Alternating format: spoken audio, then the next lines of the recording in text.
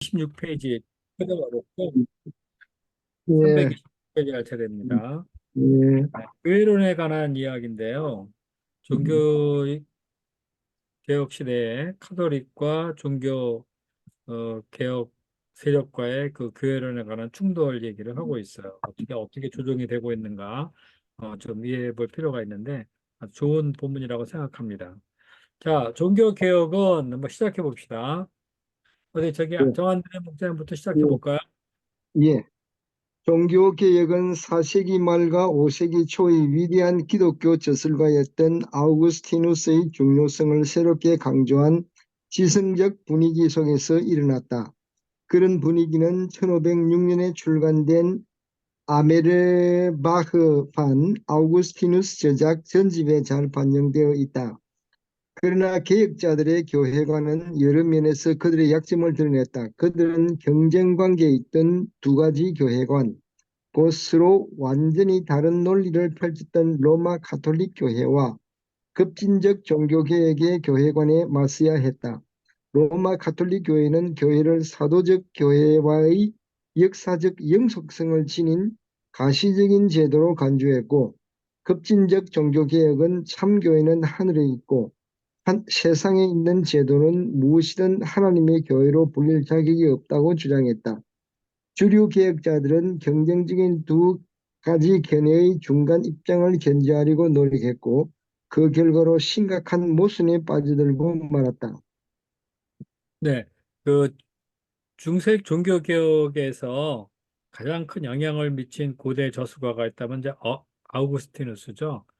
어, 칼빈의 기독교 강요를 보더라도 칼빈이 아우구스티누스의 글을 인용하는 게 무지하게 많아요. 심지어는 막 칼빈이 아우구스티누스 베꼈다 뭐 이런 말까지 할 정도로 아우구스티누스가 영향이 되게 많이 있었습니다. 근데 이제 아구스티누스의 이제 교회관이 이제 오늘 본문에서 나오게 되는데요. 그러니까 여하간 그 개혁자들이 개혁을 하는 데 있어서 이제 교회를 어떻게 볼 것이냐. 이제 그것이 이제 문제가 됐는데 이 종교 개혁자들하고의 그 경쟁 관계가 있던 두 교회관이 있는데 하나는 로마 카톨릭 교회의 교회관이었어요.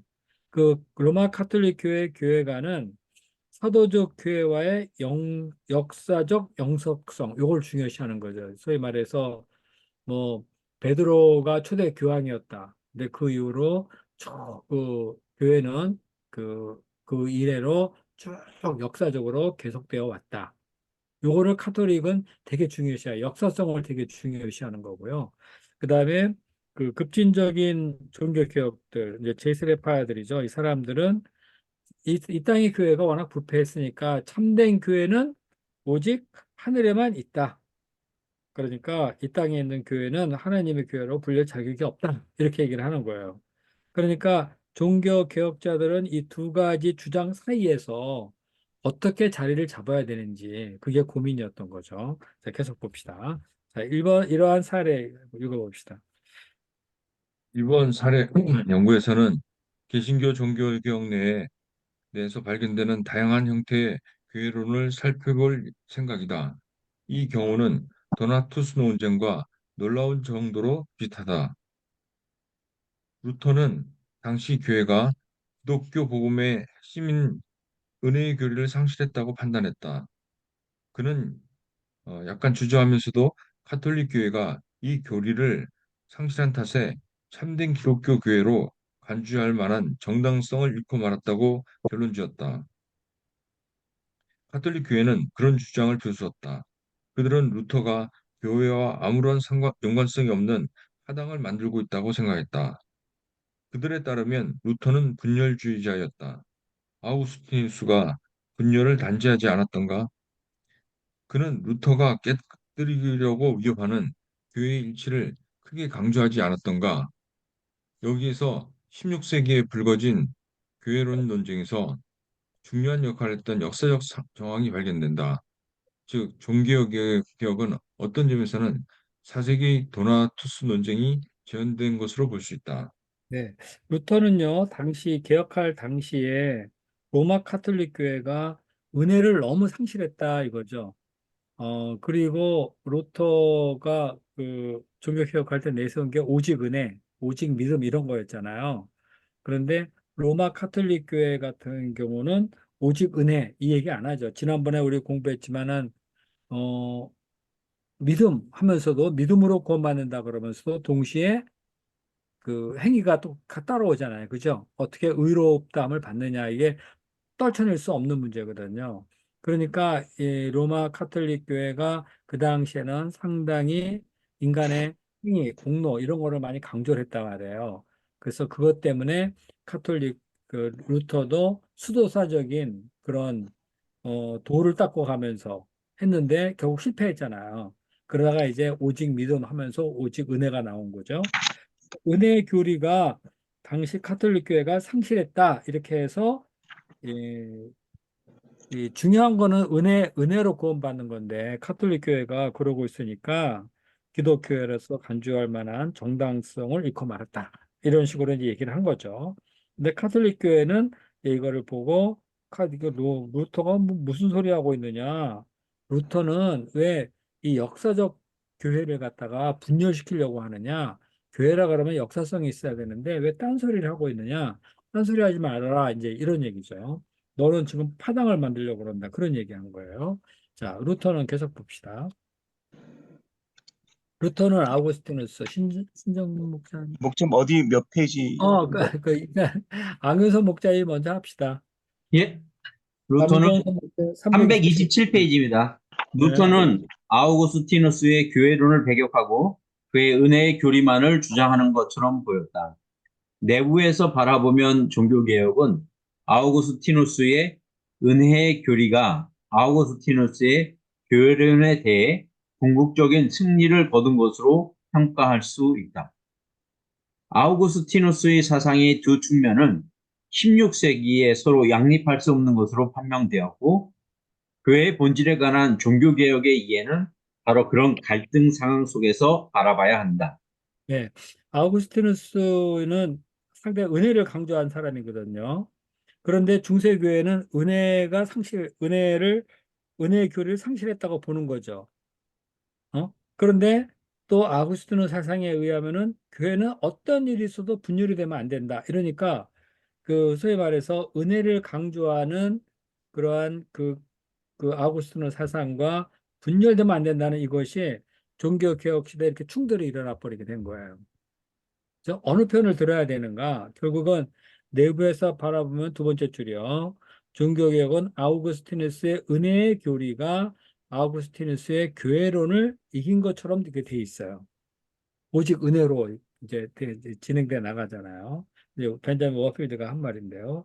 결국 이 은혜의 교리와 아우구스티누스의 교회론은 서로 충돌을 할 수밖에 없는, 서로 갈등할 수밖에 없는 상황이 되었죠.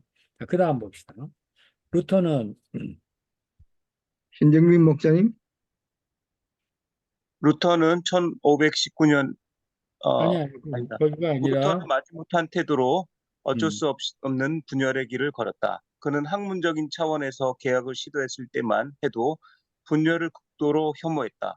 심지어 1517년 10월 31일에 95개조 경문으로 면죄부를 논박했을 때조차도 그는 교회에서 분열할 의도가 전혀 없었다. 20세기를 살아가는 우리는 교파주의의 현상에 익숙해졌지만 중세에는 서방교회가 작은 부분들로 나뉜다는 것은 전혀 낯선 개념이었다. 네, 우리는 지금 뭐 무슨 합동, 통합, 그러면서 그 아래 또 뭐 여러 개가 막 나눠져 있어가지고, 뭐 교회 나눠지는 거, 뭐 그렇게, 뭐 그랬나 보구나 하지만은 중세교회에서는 그런 것이 있을 수가 없다는 거죠. 그런데 루터가 오직 은혜의 교리를 가지고 카톨릭을 만나려 그러면 결국은 분열의 길을 걸어갈 수밖에 없게 돼버린 거죠. 자, 그래서 루터의 딜레마가 여기 있었던 거죠. 자, 루터는 1519년 이제 읽어봅시다. 루터는 1519년에 이렇게 말했다. 불행히도 개선될 수 없는 상황이 로마에 존재한다고 하더라도 교회에서 분열할 어떤 이유도 없고 또 있을 수도 없다. 오히려 상황이 더 나빠질수록 교회를 더욱 힘써 돕고 지지해야 한다. 분열과 경멸을 일삼아서는 아무것도 개선할 수 없다. 유럽의 다른 개혁 세력들도 루터와 생각이 비슷했다. 그들은 교회를 내부로부터 개혁해야 한다고 믿었다. 네, 교회는 하여튼 안에 문제가 있으면 그것부터 고치자. 분열은 생각도 하지 말자. 이러는 것이 처음에 루터의 생각이었어요. 자, 그 다음에 계속 읽어보죠. 루터는 비텐베르그 종교개혁으로 가톨릭 교회와의 관계가 소원해지는 현상은 일시적일 뿐일 것이라고 생각했던 것으로 보인다. 그런 생각이 1520년에서 41년에 저술한 그의 저서들에 잘 반영되어 나타나는 것으로 보인다. 비텐베르그의 복음적인 세력은 카톨릭 교회가 수년 내에 개혁 공회를 소집해 자체 개혁에 나서면서 루터파에게 새로 개혁된 교회에 동참하도록 이끌 것이라고 믿었다. 음, 네, 루터파 신앙의 네, 계속요. 루터파 신앙의 핵심을 진술한 아우구스부르크 신앙 고백 1530년은 가톨릭주의에 대해 놀라우리만큼 타협적인 입장을 취했다. 그러나 1540년대에 재통합의 희망은 산산이 깨어졌다. 1541년 종종 라티스본 회의로 일컬어지는 레겐스부르크 회의에서 개신교 신학자들과 카톨릭 신학자들이 만나 서로의 차이점을 논의했을 때 화해의 희망이 싹 트는 듯 했지만 결국에는 실패로 끝나고 말았다. 예. 루터는 처음에 그 가톨릭 교회와 충돌할 때 그거는 일시적일 거다 이렇게 생각을 했었고요. 그리고 또 이런 문제 개혁파들이 주장한 이런 문제들을 그 가톨릭 교회가 수년 내에 흡수할 거다 이렇게 생각을 했던 거예요. 그리고 루터파 그 신앙의 핵심인 그 328페이지 아우구스부르크 신앙 고백 보면은 상당히 타협적인 자세를 많이 취했어요. 그래서 뭔가 희망이 있는 듯 했어요. 뭔가 되긴 하겠다. 이런 생각을 했는데 결국 실패로 끝났다. 자, 그 다음에 마침내 1545년 봅시다. 마침내 1545년에 종교개혁에 대한 카톨릭 교회의 입장을 개진하기 위해 트리엔트 공의회가 소집되었다. 레지널트 폴 추기경과 같은 일부 참석자들은 공의회를 통해 개신교와의 타협이 이루어지기를 희망했다. 그러나 음, 공의회는 결국 개신교의 핵심 사상을 들춰내 단죄했다. 화해의 희망이 완전히 좌절되었다. 개신교 교회들은 분리된 현실을 일시적이 아닌 영구적인 것으로 인정할 수밖에 없었다. 음. 그들은 교회라는 칭호를 차지할 권리를 훨씬 더 강력하게 주장하는 로마 카톨릭 교회를 상대로 그와 대등한 기독교 교회로서의 정당성을 확보해야 할 필요성에 직면했다. 네. 이 트리엔트 종교 회의에서 뭔가 좀 타협이 이루어지기를 바랬는데 이때 그 세 번째 줄 공의회는 결국 개신교의 핵심 사상을 들춰내서 단죄했다 그러죠. 그러니까 개신교의 핵심 사상이 뭐죠? 오직 은혜, 오직 믿음, 오직 성경 이런 거거든요. 근데 이것이 카톨릭 교회하고는 안 통하죠. 오직 믿음 이런 죽일 놈들이죠. 믿음으로 구원받는다고 믿음으로만 이게 아니잖아요. 카톨릭은 우리 지난번에 배웠지만 오직 성경으로만 한다고 할 때 성경보다도 더 위에 전통도 있고 교황의 교령도 있고 막 이렇단 말이에요. 그러니까 도무지 이 개신교의 핵심 사상하고 카톨릭하고는 안 맞는 거예요. 그래서 둘이서 서로 만날 수가 없는 거예요. 그래서 카톨릭 그 개혁파들은요, 나름대로 카톨릭 교회는 그렇다 치고, 그러면 우리는 어떻게 기독교회를 정당성을 확보해 세울 것인가? 이런 문제가 이제 대두된 겁니다. 자, 그 다음에 보겠습니다. 이런 간단한 역사적 배경을 고려하면 교회론에 관한 개혁자들의 관심은 주로 1540년대부터 싹트기 시작했던 것이 분명해 보인다. 그것은 1세대 개혁자들보다는 2세대 개혁자들의 관심을 자극했던 문제였다. 루터가 어떻게 은혜로우신 하나님을 발견할 수 있을까라는 문제에 관심을 기울였다면 그의 계승자들은 어디에서 참된 교회를 발견할 수 있을까라는 문제를 다루어야 했다. 바꾸어 말해 복음적인 교회의 독립된 실체를 정당화할 수 있는 이론적 근거가 필요했다. 2세대 종교 개혁자들 가운데 가장 영향력이 컸던 사람은 존 칼빈이었다. 그의 저서에서 이 논의에 관한 가장 중요한 공헌을 한 내용이 발견된다. 그러면 이제부터 교회론에 관한 16세기의 독창적인 논의를 몇 가지 살펴보기로 하자. 네. 그 루터는요, 1세대 개혁자죠. 어떻게 은혜로운 하나님을 발견할 수 있을까? 그러니까 루터가 수도사로서 구원에 관한 문제를 고민하고 좌절하고 하다가 이제 오직 은혜로를 찾았잖아요. 그래서 어떻게 은혜로우신 하나님을 발견할 수 있을까? 이거에 상당한 관심을 기울였는데 이것이 어떻게 해요? 그 로마 카톨릭 교회하고 충돌이 일어났잖아요. 그죠? 그래서 교회 아까 말한 대로 루터의 생각과 로마 카톨릭의 교회에 대한 생각이 달라요. 그러니까 자연히 이 교회 문제가 제2세대 개혁자들에게 넘어간 거예요. 그래서 2세대 개혁자들은 이 개혁자들은 어디에서 참된 교회를 발견할 수 있을까? 이 교회론의 문제, 이거를 정립하려고 했던 거죠. 본격적으로 정립하려고 했습니다. 자, 이게 바로 이제 존 칼빈이 이 문제를 정리를 잘 했어요. 자, 그것까지 가기 전에 먼저 마르틴 루터를 읽어봅시다. 네, 329페이지 읽어보죠. 예, 마틴 루터. 앞에서 살펴본 대로 초기 개혁자들은 중세교회가 한편으로는 성경에서 이탈했고 다른 한편으로는 성경에 인위적인 것을 더함으로써 부패의 길로 치달으며 교리를 왜곡시켰다고 확신했다. 교회의 본질에 관한 루터의 초창기 견해는 하나님의 말씀을 강조하는 데 치중했다. 하나님의 말씀은 정복하는 능력이 있고 정복을 이루어 하나님께 대한 복종을 이끌어내는 곳마다 교회가 설립된다. 네. 루터가 보기에 당시의 교회는 성경의 인위적인 것을 더해서 부패의 길로 치닫고 있었다. 그래서 3대 기독교 교리가 왜곡됐다. 이런 확신을 갖고 있었던 거죠. 뭐, 성경에 인위적인 것을 더하는 게 뭐가 있을까요? 뭐 이런 거 여러 가지가 많잖아요. 카톨릭에. 면죄부. 요거 사면 된다. 그 다음에 뭐 성인에게 기도하는 거, 예수님의 이름으로 기도하기보다도 성 요셉이나 성 안나나 무슨 이런 식으로 기도하는 거. 그 다음에 뭐 연옥의 교리라든가 뭐 칠성례 이런 거에서 뭐 고해를 꼭 해야 된다거나 뭐 이런 것들이 있잖아요. 이런 것들이 가만히 보면은 다 교회가 관장하는 거거든요. 그러니까 교회가 권세를 갖게 됐죠. 권력을 갖게 됐어요. 성도들에서. 그래서 부패가 돼버린 거죠. 그래서 루터는 교회의 본질에 관해서 초창기부터 늘 하나님 말씀을 강조한 거예요. 오직 성경 하면서. 그래서 성경이 있는 곳에 교회가 있다. 그곳에 하나님이 있고 능력이 있다. 이런 얘기를 한 거죠. 거기에 그 나온 대로 그 다음에 그 작은 글씨는요.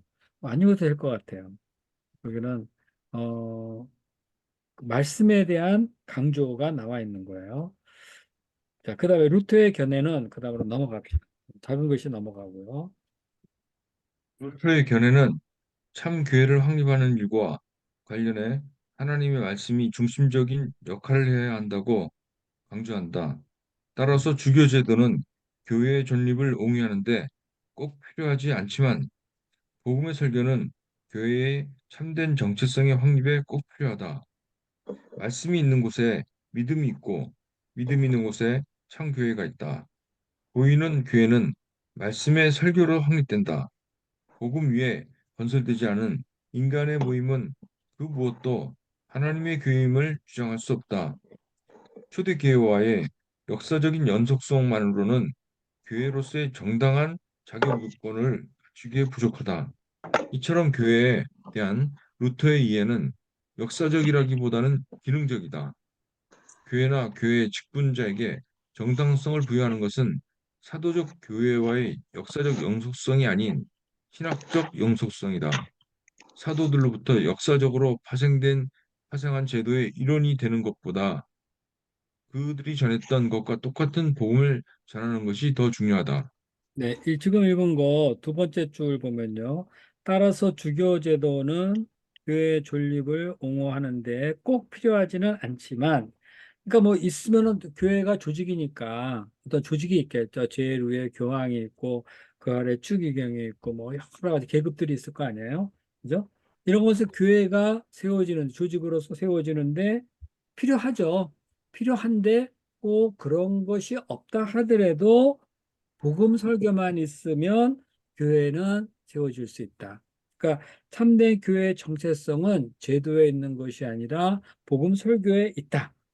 아, 거기 가까운 표현인 거예요. 말씀 있는 곳에 믿음이 있고 믿음이 있는 곳에 교회가 있다. 이런 거죠.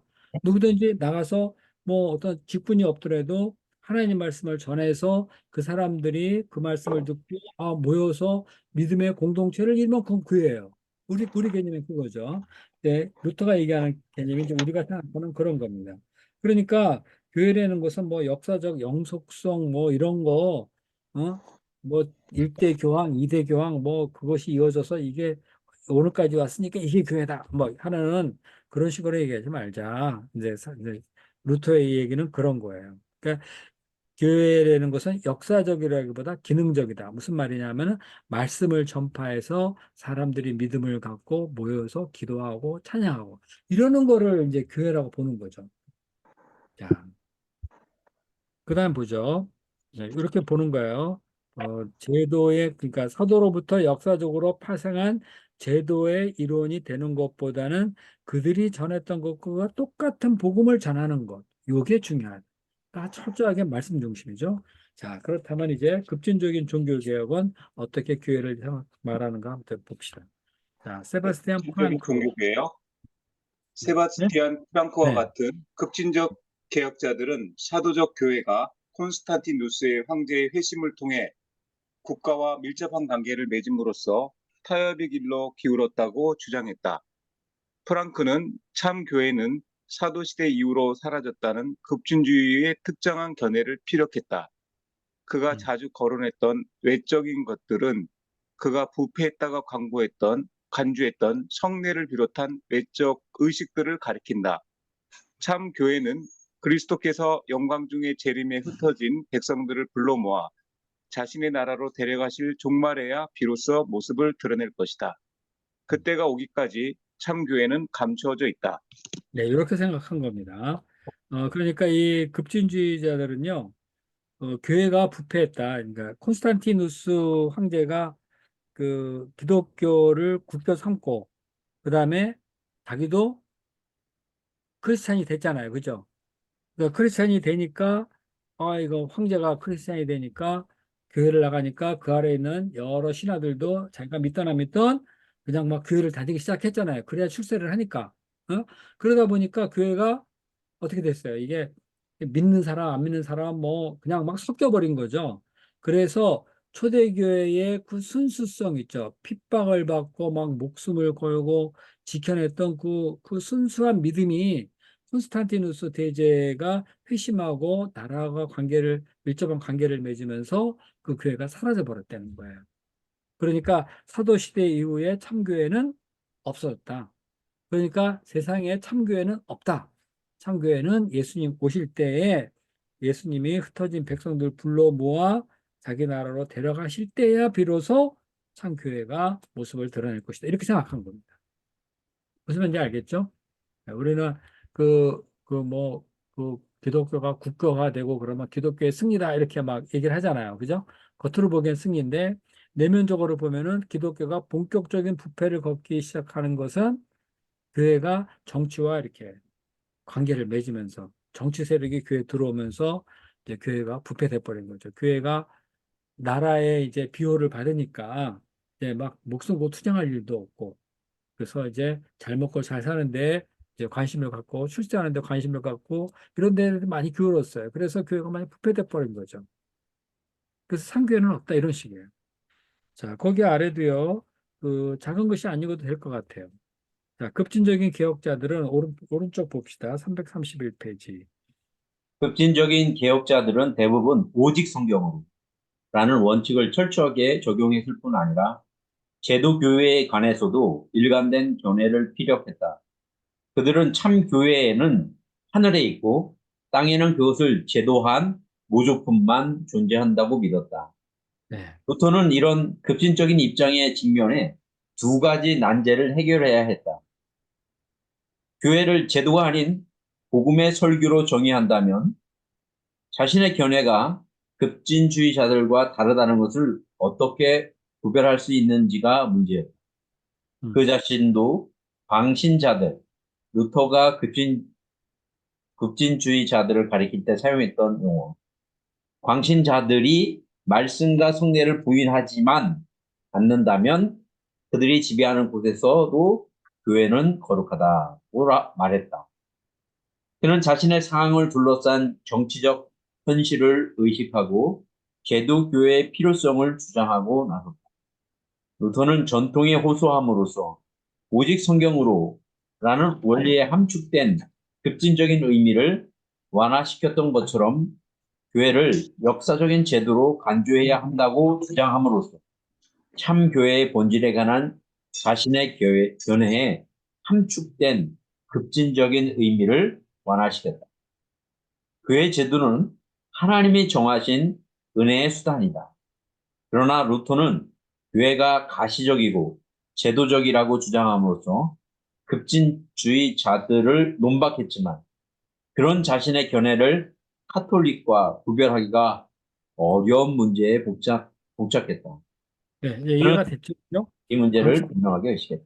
예, 네, 이제 이해가 됐죠. 루터가 오직 복음, 오직 설교 이리가 하는 게 지금 급진주의자들의 말이거든요. 그런데 그것만 따라가자니 문제가 있는 거죠. 여전히 교회는 필요한 거예요. 그래서 그, 그 루터는요, 말씀과 속내를 부인하지만 않는다면 그들이 지배하는 곳에서도 교회는 거룩하다. 뭐 이러면서도 또 그 아래 보면은 어, 오직 성경으로만 하게 되면은 급진적이 되잖아요. 다 필요 없어. 성경만 있으면 돼. 말씀만 있으면 돼. 이러다 보니까 좀 문제가 좀 있긴 하거든요. 그래가지고 교회를 역사적 제도로 간주해야 된다고 주장을 하고 있는 거예요. 그러니까 교회를 역사적으로 있었던 그 교회를 인정을 하려니 이번에는 카톨릭의 주장과 같아버리는 거죠. 카톨릭의 주장하고 구별하기가 어려워져 버린 겁니다. 그러니까 루터가 되게 딜레마에 빠진 거예요. 자, 그 다음에 넘어가 봅시다. 그 다음 페이지요. 332페이지. 예. 따라서 루터는 거짓 교회는 기독교적 직임을 보유하고 있더라도 한갓 외관에 지나지 않는다라고 주장해야 했다. 그 말에는 중세 교회는 참된 교회처럼 보이지만 실제로는 그렇지가 않았다는 의미가 담겨져 있었다. 계속 읽어보실래요? 여기에서 도나투스 논쟁과의 유사점을 밝히는 것이 유익할 듯하다. 사례연구 16. 도나투스주의자들은 북아프리카 지역의 분열주의자들로서 당시 가톨릭 교회가 박해의 시기에 로마 제국에 대해 올바른 태도를 취하지 못함으로써 부패했다고 주장했다. 그들은 오직 개인적인 종교적 순수성을 더럽히지 않은 사람들만 참교회의 일원으로서 인정해야 한다고 강조했다. 아우구스티누스는 가톨릭의 편에 서서 교회는 성도들과 죄인들이 혼합되어 있는 장소라고 주장했다. 의인들과 악인들이 같은 교회 내에 공존한다. 악인들을 교회에서 골라내 없애는 권한을 지닌 사람은 아무도 없다. 네. 지금 루터가 얘기한 거는 그 맨 처음에 읽은 대로요. 거짓 교회는 기독교적 직임을 보유하고 있더라도 한갓 외관에 지나지 않는다. 그러니까 겉모습만 그렇지 참된 속 있죠. 실제적으로 그 어떤 교회의 순수성, 순수한 직임, 이거를 유지할 수 있어야 되는데, 그 교회가 그러지 못했다는 거죠. 가령 추기경이 있다, 신부님이 있다 그러면은 이 사람들이 그러한 신분을 가졌으면 거기에 걸맞는 어떤 순수성을 갖고 있어야 되는데 그러지 못했다. 그러니까 이 카톨릭 교회는 문제고 그러면서 순수한 사람들이 모여서 교회를 이루어야 된다. 뭐 이런 식으로 가버린 거야, 논리가. 결국 루터의 논리가 그렇게 가버렸어요. 그런데 이게 뭐냐면은 중세 도나투스 논쟁 우리 지난번에 한번 연구했었죠, 그죠? 고기가 떨어진 것도 모르고 박해 때 도망을 간 사람들과 타협한 사람들과 박해 때 목숨을 걸고 교회를 지켰던 사람들, 이 도나투스파가 도망갔던 사람을 인정하지 않는 거죠. 그죠? 그러니까 순수한 교회는 도나트 스파 같이 지금 도나트 스파 같이 순수하게 자기를 지키는 사람들이다. 복음을 끝까지 붙들고 있는 사람들이다. 이런 식으로 도나트 스파를 주장하는 듯이 보여지게 된 거예요. 루터의 주장이. 결국 그러니까 도나투스 논쟁이 다시 유사한 것이 도나투스 논쟁과 유사한 게 다시 나왔다. 이제 이런 얘기를 하고 있는 겁니다. 그런데 아우구스트 얘기를 들어보면은 그 아래 네 번째 교회는 성도와 죄인들이 혼합되어 있는 장소다. 이런 식으로 이제 그 아우구스티노가 얘기를 하죠. 그러니까 너무 교회가 제도화되고 뭐 해서 사람이 막 모이고 그러는데 너무 순수하다 한 것만 주장하려고 하지 마라. 실제적으로 세상에 실존하는 교회는 성도와 죄인이 혼합되어 있다. 이런 얘기를 하고 있는 겁니다. 자, 계속 읽어볼래요? 아우구스티누스는 자꾸 너무 교회의 순수성을 얘기하니까 아우구스티누스의 얘기가 나온 거예요. 아우구스티누스는 알곡과 가라지 비유 볼까요? 잘 아는 얘기인데 읽어봅시다. 박수를 응답을 못 했다, 목사님. 아우구스티누스는 알곡과 가라지의 비유를 들어 자신의 주장을 뒷받침했다. 어느 날 밭주인은 알곡과 가라지가 함께 자라고 있는 것을 발견했다. 당시에는 선택성 제초제가 없었기 때문에 그는 잡초를 제거하기를 주저했다. 그렇게 하면 작물에도 피해를 줄 수가 있었기 때문이다. 그의 해결책은 추수할 때까지 기다렸다가 알곡과 가라지를 분리하는 것이었다. 아우구스티누스에 따르면 이 비유는 교회에 적용된다. 비유의 밭처럼 교회 안에도 알곡과 잡초, 곧 의인과 악인이 심판의 날까지 공존한다. 그 날에 하나님이 그들을 심판하실 것이다. 하나님의 심판을 미리 앞당길 수 있는 사람은 아무도 없다. 교회는 종말이 올 때까지 선과 악이 공존한다.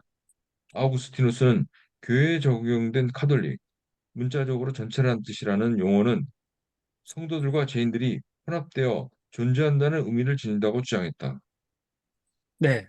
그러니까 그 중세교회 그 루터는요 중세교회가 그, 그 직임에 타락이 있다. 그렇지만은 그 타락이 있지만은 그러나 그 아니 겉으로 보기에는 참된 교회처럼 보이지만 그 안에 타락이 있다. 그래서 교회가 문제가 있다. 이렇게 얘기를 하지만은 그렇게 얘기를 하면서도 그 도나투스주의자 쪽으로 빠져들지는 않는 거죠. 그거 바로 어거스틴을 끌어들인 거예요.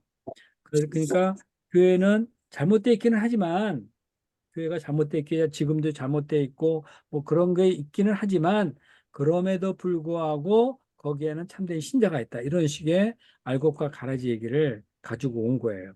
자, 그다음 봐요. 그래서 이처럼 교회에 대한 도나스주의와 그 다음 패러그래프 읽어봅시다. 예, 이처럼 교회에 대한 도나투스주의자들과 아우구스티누스의 견해는 서로 크게 달랐다. 음. 루터는 교회를 혼합된 공동체로 간주한 아우구스티누스의 견해를 받아들였고, 급진주의자들은 교회를 의인들의 공동체로 간주한 도나투스주의를 발전시켰다. 급진주의자들은 도나투스주의자들처럼 신자들의 도덕적인 완전함을 요구했다. 교회와 세상은 빛과 어둠처럼 서로를 거부한다. 그들은 루터와 치분교류의 정치적 타협으로 보이는 것에 시간을 허비할 의도가 없었다. 그러나 루터는 말린 후추 사이에서 귓동이 나뒹굴고 알곡 사이에 가라지가 끼어있는 것처럼 교회에서도 부패한 성직자들이 발견된다고 말했다. 그것은 아우구스티누스가 인정했던 교회의 현실 가운데 하나였다. 이것이 루터가 지지했던 견해다. 주류 종교개혁은 교회의 설립으로 급진적 종교개혁은 종파의 형성으로 각각 귀결되었다. 이 두 운동이 사회적으로 다른 형태를 띠게 된 이유는 교회의 본질에 관한 그들의 이해가 서로 달랐기 때문이다. 여기에서 신학과 사회학이 서로 밀접하게 관련된다. 앞에서 아우구스티누스의 은총의 교리가 그의 교회에 대해 승리를 거둔 것이 종교개혁이라는 유명한 말을 인용한 바 있다. 여기에서 루터와 다른 주류 개혁자들은 아우구스티누스의 교회론 가운데서 최소한 이전만큼은 그대로 유지했다는 사실에 주목해야 할 필요가 있다. 그렇다면 루터는 무엇을 근거로 카톨릭 교회에서 이탈했을까? 그의 교회론에 포함된 이런 주장은 참 교회 안에 부패한 요소가 항상 존재할 수밖에 없다는 의미를 필연적으로 함축하고 있지 않은가? 아우구스티누스의 이론에 근거하면 카톨릭 교회가 부패했다고 해서 꼭 그것이 거짓 교회라는 의미는 아니다. 네. 어, 루터가요, 아우구스티누의 견해를 받아들여서 그 아래서 두 번째 줄, 교회를 혼합된 공동체로 간주한다 그랬잖아요. 이 혼합이라는 게 뭐죠? 참신자와 거짓된 신자. 이거를 얘기하는 거죠. 이거를 얘기한 거예요. 자, 그래서 루터는 이거를 받아들이는 거예요.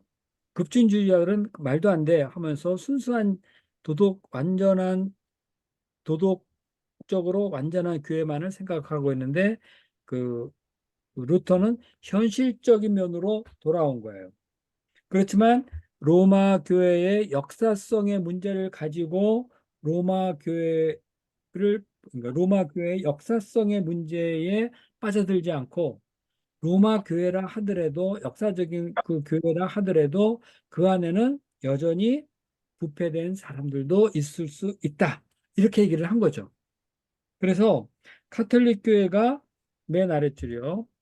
그 교회가 부패했다고 해서 그것이 거짓 교회라는 아니다. 이런 식으로 해서 카톨릭과의 그 충돌의 문제를 극복을 한 거예요.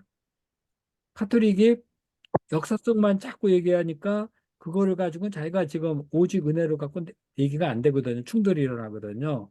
그러니까 어거스틴의 그 견해를 따라서 카톨릭 교회가 부패했지만 그렇다고 거짓 교회는 아니다 하는 식으로 논점을 달리 확 바꿔가지고 역사성의 문제를 뛰어넘어서 이런 식으로 가서 교회론을 얘기를 해버린 거죠. 무슨 말인지 알겠어요?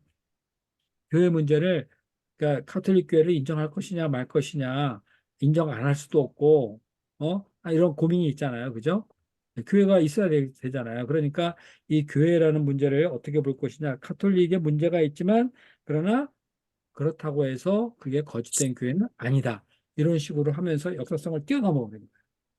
나름대로의 이런 교회에 관한 그러니까 오직 말씀 이거에다가 교회론을 이러한 그 어거스틴의 견해를 따라서 이해를 하기 시작했다는 거죠. 그다음에 이제 존 칼빈 봅시다. 존 칼빈, 교회론으로 인해 제기된 문제와 씨름했던 개혁자가 있다면 그는 바로 칼빈이었다. 교회론에 관한 중요한 논의가 1539년에 출간된 기독교 강요 두 번째 판에서 발견된다.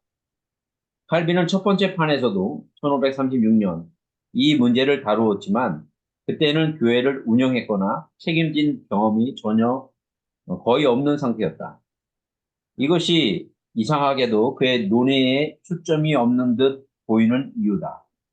그러나 기독교 강요 두 번째 판이 출간된 무렵 칼빈은 새로운 복음적 교회들이 직면한 문제들을 좀 더 많이 경험한 상태였다. 칼빈은 하나님의 말씀을 전하는 것, 성례의 올바른 집행을 참 교회의 표징으로 간주했다. 로마 카톨릭 교회는 교회에 대한 이 최소한의 정의조차 충족시키지 못했기 때문에 복음주의자들이 떠나는 것은 지극히 온당한 일이었다. 복음적 교회들이 교회에 대한 이런 정의를 따르는 한 더 이상 내부 분열을 시도할 만한 정당성을 찾기는 어려울 것이었다. 이 점이 특별히 중요한 이유는 복음적 교회가 더 분열한다면 종교개혁의 대의가 훼손될 것이라는 칼빈의 정치적 판단을 드러내고 있기 때문이다. 네, 칼빈이 교회론에 관해서 얘기를 했는데 초판에서는 자기가 아직 교회 그 행정에 관여한 경험이 거의 없었고요. 두 번째 할 적에는 그 스트라스부르크에서 있는 동안에 교회에 관해서 이제 많은 일을 했단 말이에요. 그러니까 거기서 교회론이 정립이 된 거예요. 근데 이 사람이 칼빈이 교회를 뭐로 보느냐 할 적에 자 거기 지금 읽은데 그 333페이지 그 우에서 두 번째죠. 교회란 표징이 뭐냐? 하나님의 말씀을 전하고 그 다음에 성례의 올바른 집행을 한다면 그거는 진짜 교회다 이렇게 얘기를 했어요. 그래서 로마 카톨릭 교회는 그 지금 개신교가 말하는 성례의 집행하고는 좀 다르죠. 그죠? 뭐 그 개신교가 뭐 성경에서 말하는 성례라는 건 뭐예요? 세례와 성찬밖에 없잖아요. 그죠? 근데 다른 건 그냥 막 한단 말이에요. 카톨릭 교회는. 또 말씀을 전하는 것 말고도 말씀 순수한 말씀만이 아니라 카톨릭 교회는 또 나름대로 가르치는 게 많아요. 그러니까 복음주의적인 복음주의자들이 이런 카톨릭 교회를 떠나버린 거죠. 그러면서 참교회의 표시, 말씀과 성례 요거를 딱 붙들고 새로운 교회를 형성하는 거죠. 자, 그다음에 봅시다. 1543년.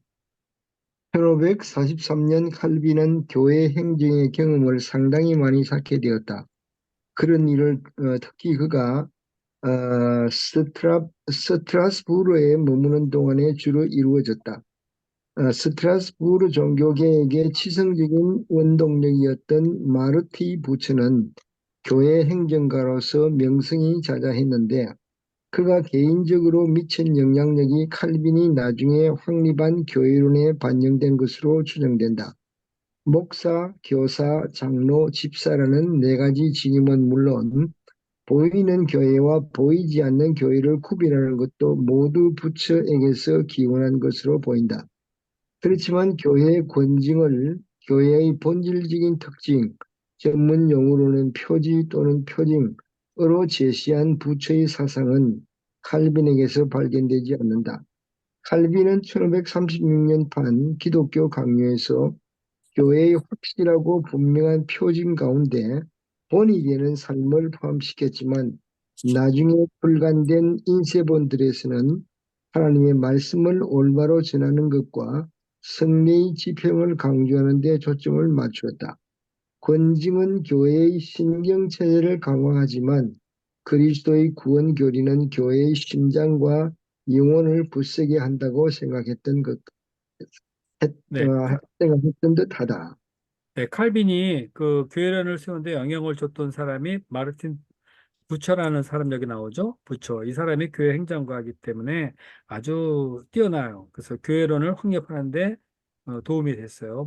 교회에 직분이 있다면 목사, 교사, 장로, 집사 이 네 가지 직분이 있고 그다음에 교회는 보이는 교회와 보이지 않는 교회. 그러니까 비저블 교회와 인비저블 교회 그런 얘기 나오는 거죠. 이런 것도 다 그러니까 부처에게서 나온 거, 부처에게서 나와서 칼빈이 쫙 이제 써먹은 거죠. 이제 이제 하자면은요. 그래서 그 칼빈이 말하는 그 교회의 그 표징으로 참교회 표징으로서 하나님의 말씀을 전하는 것, 성례 집행 이거였죠. 근데 여기 아래서 세 번째 이제 건증 얘기 나오잖아요. 예? 건증은 칼빈은 그렇게 강조하지 않았다. 교회의 건전함을 위해서 건증, 징계, 훈련 이런 거 필요하다. 이렇게 주장하는 사람들이 있죠. 그러나 칼빈은 뭐 굳이 그렇게 권징 뭐 없어도 뭐 있으면 도움이 되긴 하겠지만 권징 없어도 구원의 교리만 분명하다면 교회의 심장과 영혼을 굳세게 할 수 있다. 이래서 굳이 권징을 교회 표적으로 이 사람은 넣지 않았어요. 자, 계속 봅시다. 자, 칼빈. 뭐 어려운 내용은 칼빈은 아니에요. 이제 다 아는 얘기 있으면 하고 있는 겁니다. 해봅시다. 칼빈은 보이는 교회와 보이지 않는 교회를 신중하게 구별했다. 교회는 한편으로는 신자들의 공동체라는 보이는 집단을 가리키지만 다른 한편으로는 성도들의 교제와 선택받은 사람들의 총회라는 보이지 않는 실제이기도 하다.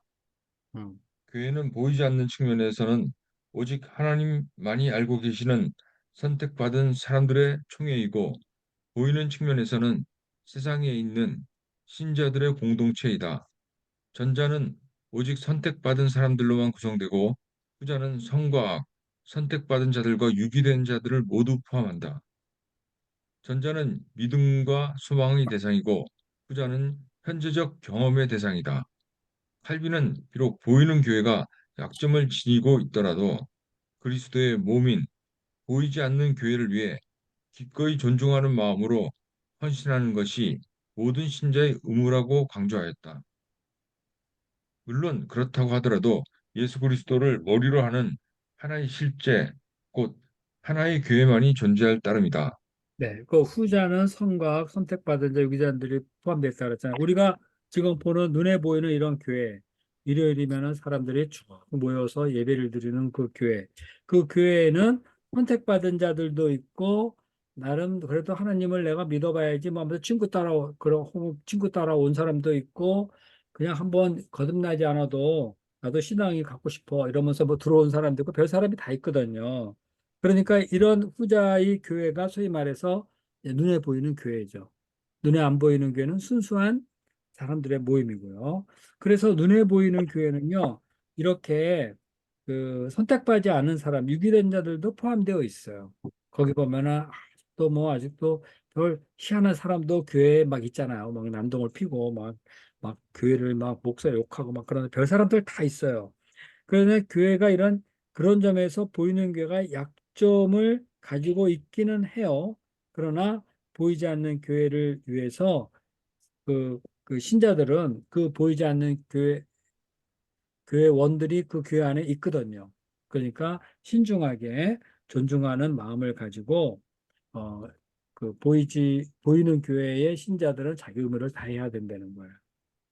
그래서 여기 가짜 신자가 있어요 하고 내쫓는 작업을 합시다 그러면 어떻게 되죠? 알곡과 가라지 거기에서 가라지 뽑다가 알곡도 뽑는 일이 막 벌어진다고요. 상처받고 막 난리가 난다고요. 그래서 일단은 신자의 의무는 기꺼이 존중하는 마음으로 보이지 않는 교회, 이런 제도적인 교회, 이것을 잘 그 안에서 헌신하고 섬겨야 된다. 이런 얘기를 하고 있습니다. 자, 그렇다라도 하여튼 그 교회는 그리스도는 그러니 그 교회는 그리스도를 머리로 하는 하나의 실제, 하나의 교회만 있는 거죠. 그죠? 네. 뭐 보이는 교회라고 해서 그리스도가 머리가 아닌 교회는 없어요. 그죠? 다 그리스도가 머리인 교회인데 모여드는 사람은 각종 사람이 다 있는 겁니다. 자, 그다음에 계속 읽어보겠습니다. 보이는 교회와 보이지 않는 교회를 구별하는 것은 두 가지 중요한 결과를 초래한다. 첫째, 보이는 교회에는 선택받은 사람들과 유기된 사람들이 모두 포함된다. 히포의 아우구스티누스는 가라지 비유를 자신의 근거로 내세워 도나투스 주의자들을 논박했다. 인간의 품성과 하나님의 은혜를 서로 관련지어 선택받은 사람들과 유기된 사람들을 구별하는 것은 인간의 능력을 넘어서는 일이다. 칼빈의 예정론은 어떤 경우든 그런 선택의 인간적 근거를 배제한다. 둘째, 수많은 보이는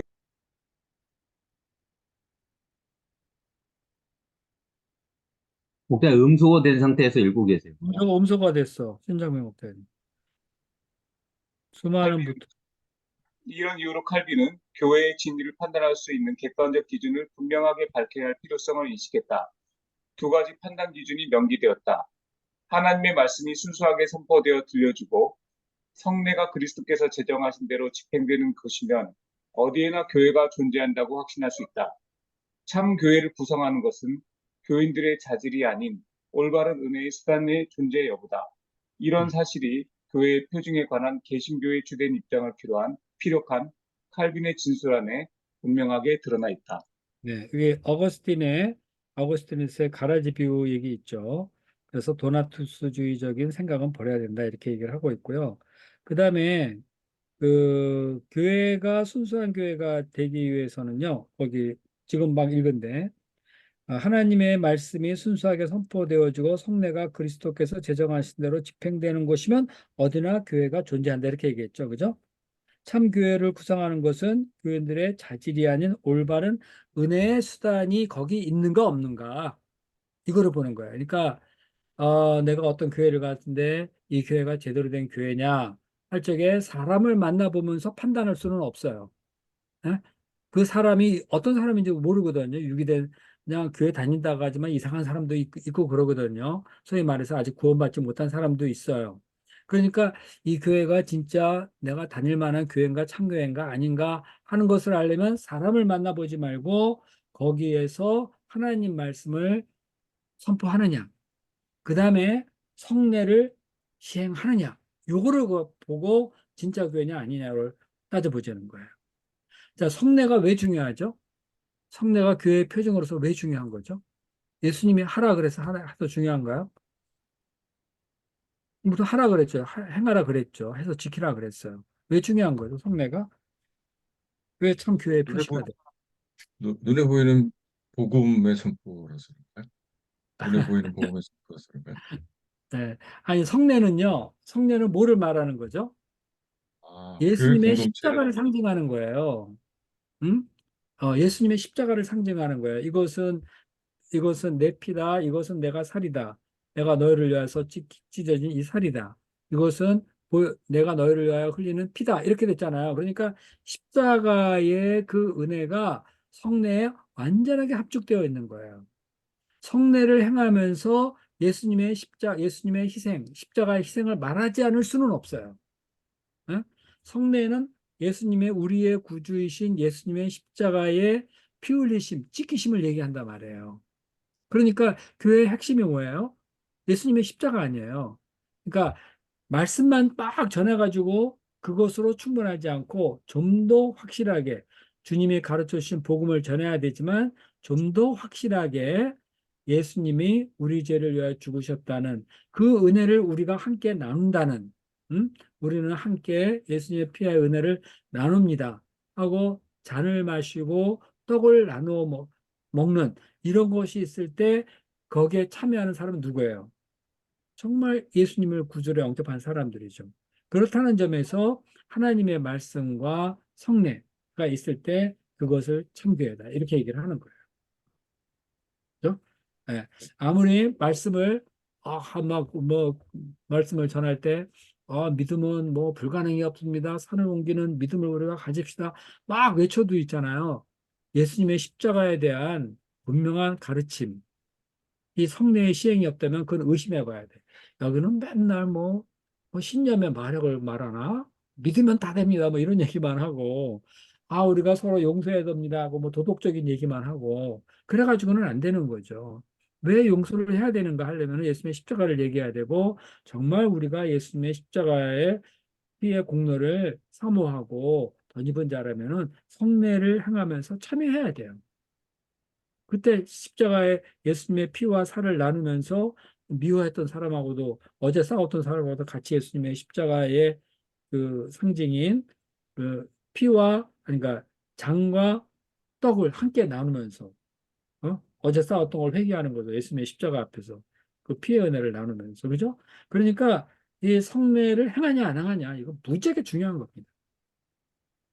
네, 그다음에 요거만 갖고 또 우리 신앙생활이 다 이루어지는 것도 아니잖아요. 또 십자가를 중심으로 한 여러 가지 얘기가 또 많잖아요. 성경에 또 많아요. 믿음의 얘기, 사랑 얘기, 별 얘기 다 있어요. 피스메이커가 돼야 된다. 부모를 공경해라. 별 얘기 다 있잖아요. 예? 이것도 하나님 말씀이니까 선포해야 돼요. 그런데 성례를 주기적으로 탁탁 행하는 거 아주 결정적인 겁니다. 이거. 자, 그 다음에 보겠습니다. 하나님의 말씀이 순수하게 선포되어 들려지고 성례가 그리스도께서 제정하신 대로 집행되는 곳이면 어디에나 하나님의 교회가 존재한다고 확신할 수 있다. 하나님의 말씀을 소유하고 존중할 뿐 아니라 성례를 집행하는 사역이 이루어진다면 그곳은 아무런 의심 없이 교회로 간주할 수 있다. 말씀의 사역이 순수하게 이루어지고 성례를 순수한 형태로 기념하는 집단이면 어느 곳이든 교회로 인정하기에 충분한 증거와 보증을 갖춘 셈이다. 이 말은 비록 다른 측면에서는 결함이 많더라도 그런 표징만 존재한다면 그곳을 교회가 아니라 거부할 수 없다는 뜻이다. 네.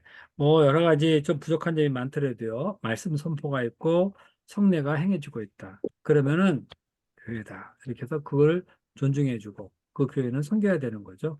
그죠? 네, 그냥 교회 성도들이 싸우는 거 보고 이건 교회도 아니야. 막 그러고 막 비판하고 난 이런 교회 안 다녀 그러는 사람 이건 교회가 아니야. 그런 거 잘못된 거죠. 아까 얘기했듯이 참 교회는 사람들을 만나서 확인되는 게 아니라 말씀 선포와 성례로 확인되는 거예요. 그래서 말씀 서부와 성례가 있다면은 자기가 그 은혜를 누려가면서 부족하면 부족한 대로 교회를 섬기고 그리스도의 사랑을 실천하고 서로 배우고 이러는 것이 이제 성장하게 되는 거죠. 그렇죠? 자, 계속해 보겠습니다. 마지막 읽어보죠. 예. 칼빈이 말씀의 선포와 성례의 올바른 집행이 핵심적인 역할을 한다는 점을 줄곧 강조한 것에 주목하라. 칼빈이 이 두 가지를 밀접하게 연관시켰던 이유는 그가 하나님의 말씀과 성례를 통한 말씀의 구현 또는 나타남이 서로 긴밀한 관계를 맺고 있다고 믿었기 때문이다. 한 가지 더 주목해야 할 사실은 칼빈이 교회를 정의할 때 주교들이나 초기 교회와의 영속성을 전혀 언급하지 않았다는 것이다.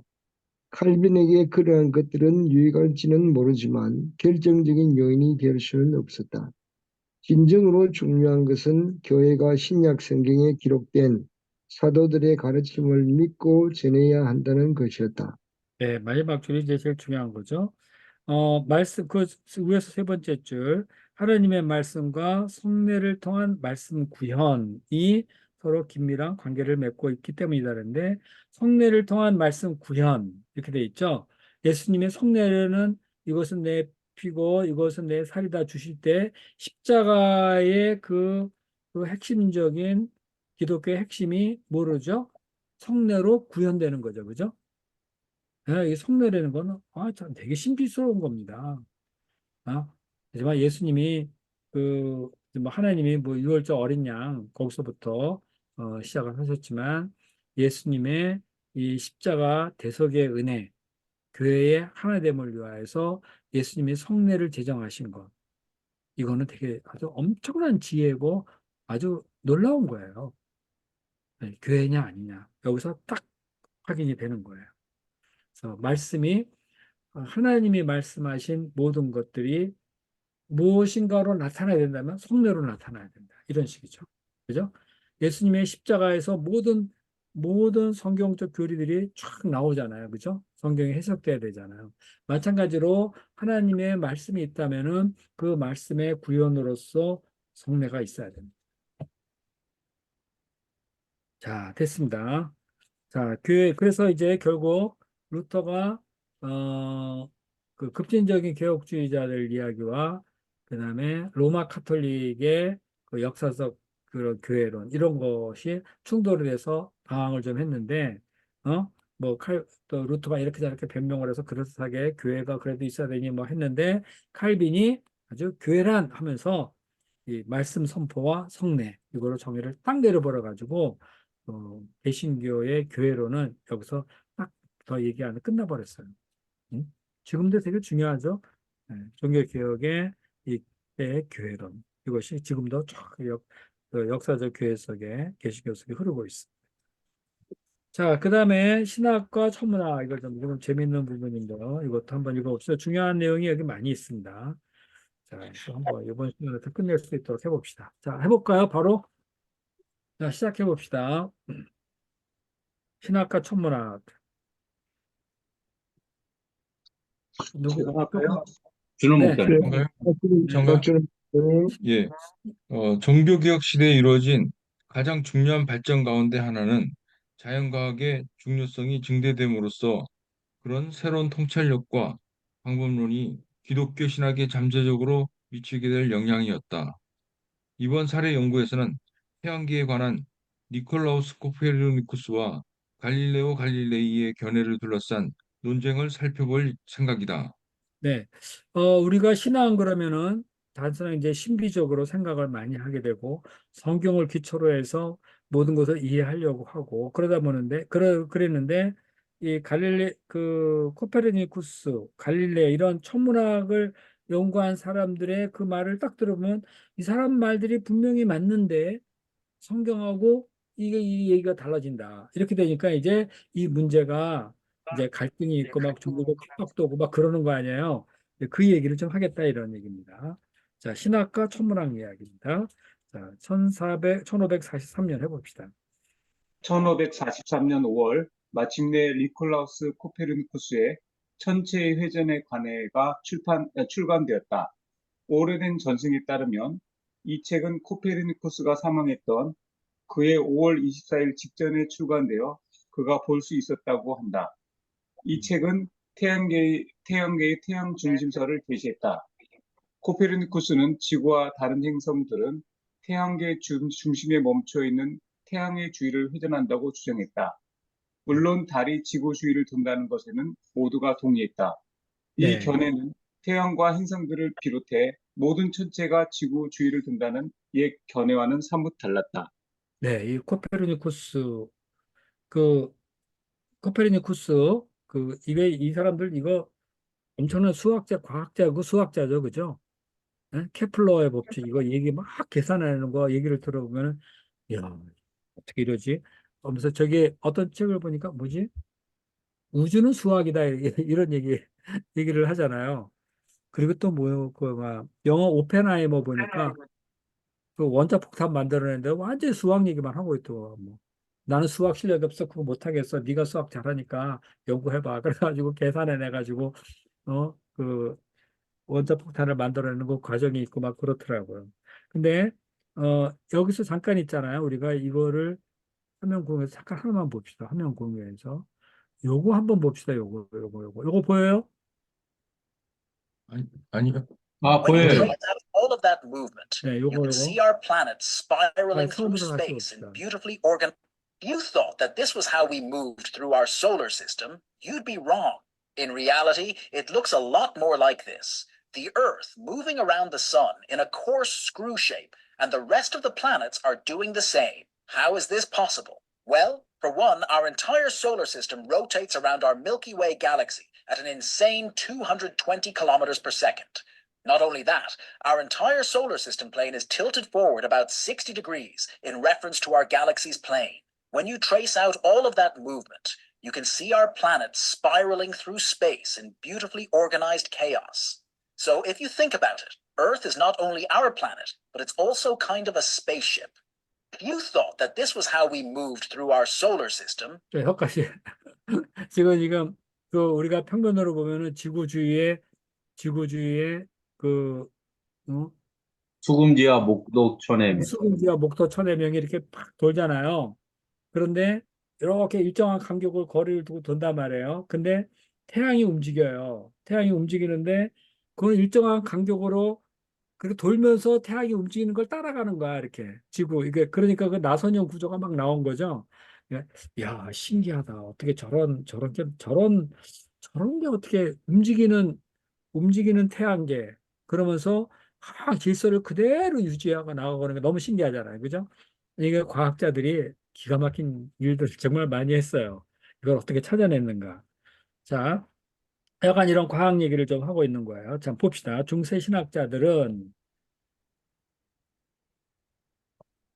누구 해볼까요? 신학자들은 지구 중심설로 종종 일컬어지는 옛 견해를 널리 받아들였다. 그들은 지구 중심설의 관점에서 성경을 읽는데 매우 익숙했기 때문에 새로운 이론을 인정하기가 어려웠다.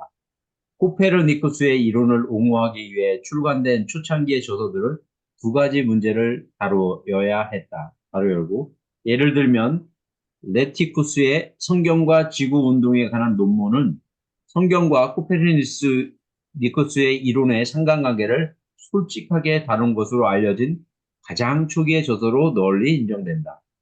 하나는 지구와 다른 행성들이 태양 주위를 돈다고 결론 지을 수 있는 확실한 관찰 증거를 제시하는 것이었고, 다른 하나는 그런 견해가 오랫동안 지구 중심설을 지지하는 것으로 강조되어 온 성경에 부합하는지를 입증하는 것.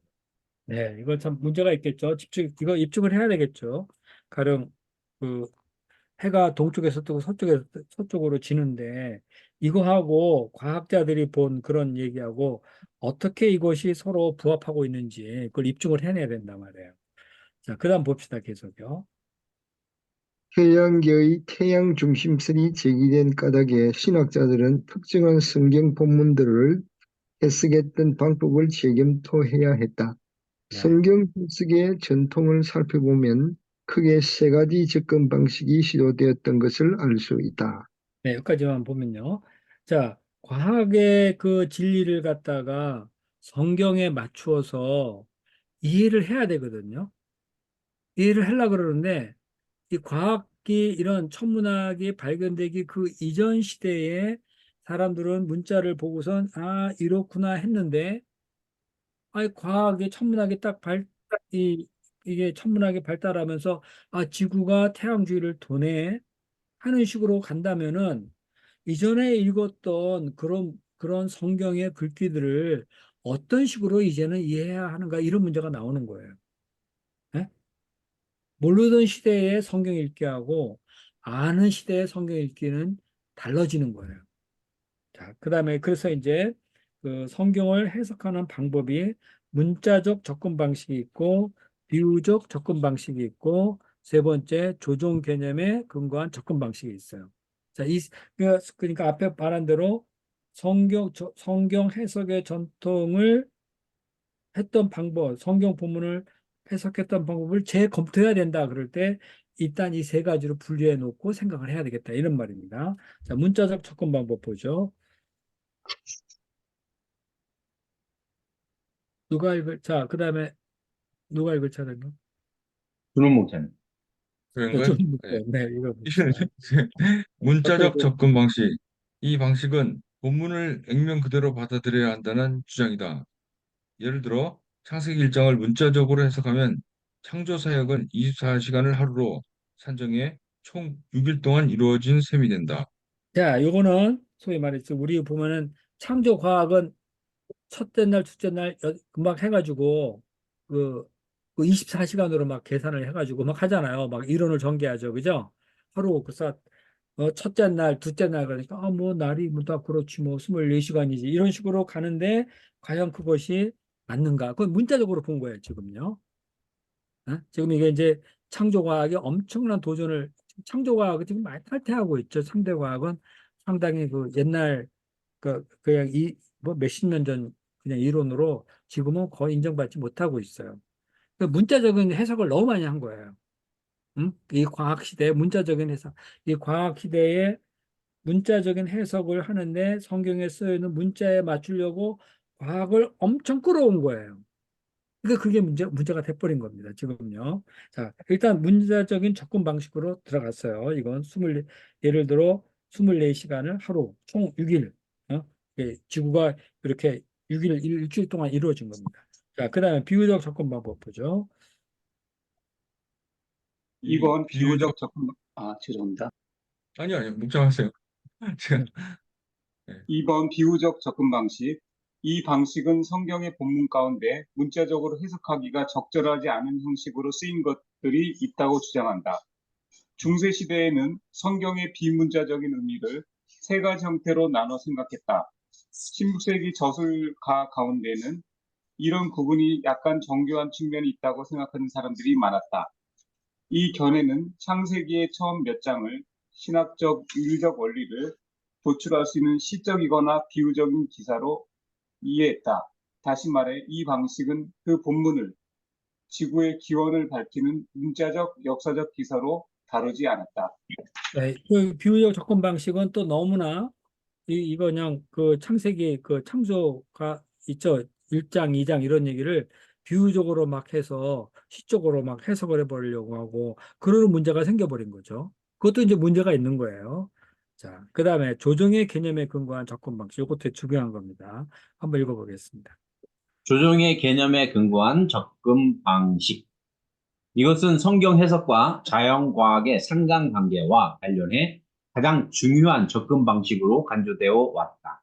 이 방식은 계시가 문화적이며 인류학적으로 조건화된 방법과 형태로 주어지기 때문에 적절하게 해석해야 할 필요가 있다고 주장합니다.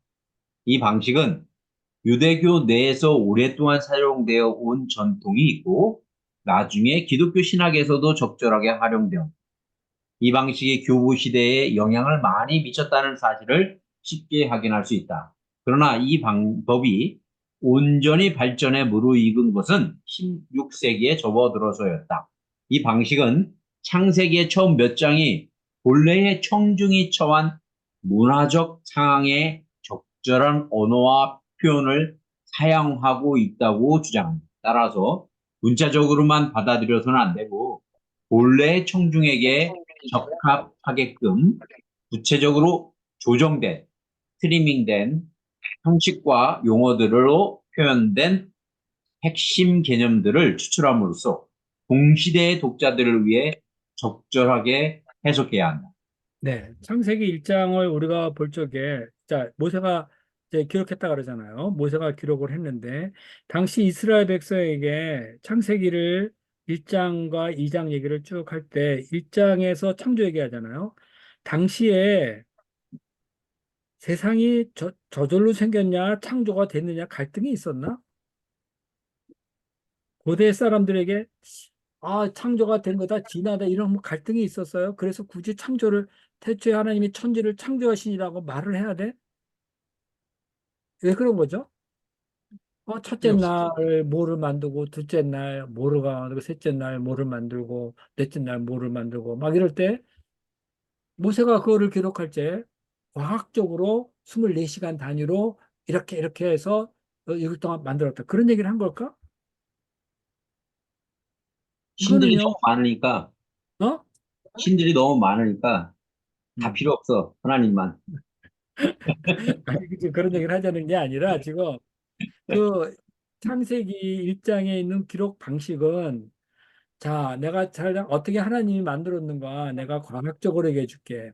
첫째 날, 둘째 날, 우리가 첫째 날, 우리 보통 해질 때, 뭐 24시간으로 하지, 24시간 당시에는 뭐 그런 개념도 없었지만은, 이렇게 해 뜨고, 다음날 해가 뜰 때까지 그 기간 동안에 하나님이 바다에 물고기를 만들고 새를 만들었어. 그런 얘기 하는 걸까? 자, 생각을 잘해야 된다는 거예요, 이게. 그 지금, 어, 창세기를 갖다 그러니까 과학적으로 막 따져가면서 막 얘기하는데 정작 그, 이 이야기를 처음 받아 들었던 이스라엘 백성들은 과학에 대한 개념은 아예 없었어요. 아무것도 없었어. 아무것도 없었어. 다만 우리 하나님이 천지를 만드신 하나님이다. 하나님이 이 우리 여호와 하나님이 천지 창조의 주가 되신다. 이 얘기를 하려고 그런 거예요. 그래서 이 세상은 이렇게 만들고 저렇게 만들고 이러이러한 순서로 만들었다. 이렇게 얘기를 하는 거죠. 응?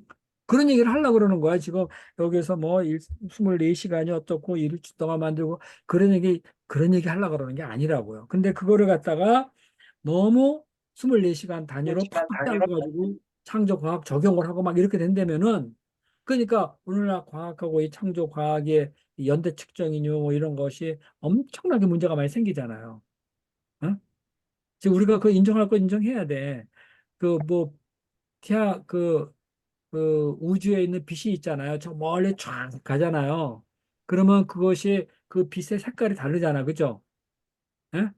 도플러 법칙에 의해 가지고 빛이 멀리 가면은 색깔이 자꾸 바뀐단 말이에요. 그 분명히 연대 측정할 할 수가 있어요. 이거는 저때 몇 년 걸린 이 빛이다.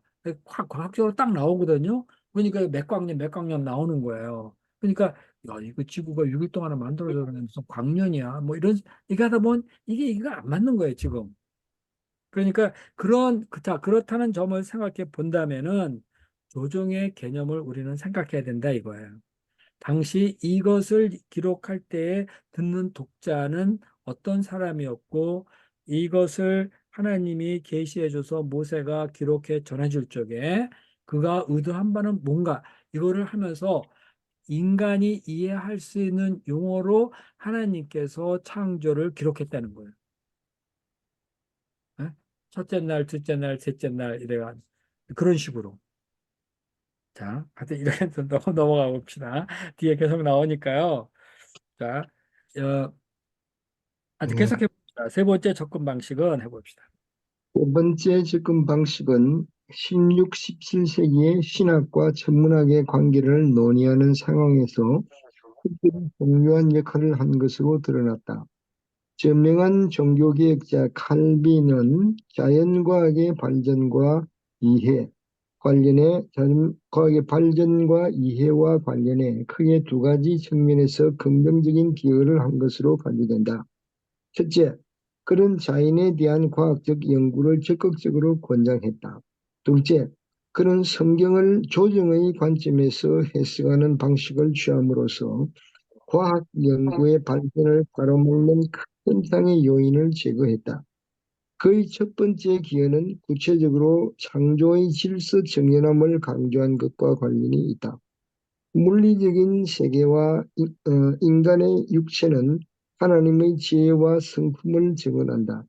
따라서 칼빈은 천문학과 의학에 관한 연구를 독려했다.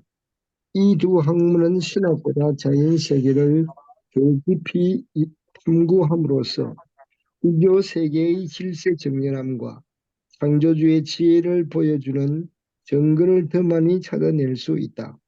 결국 칼빈은 자연에 관한 과학적 탐구에 새로운 종교적 동기를 부여한 셈이었다.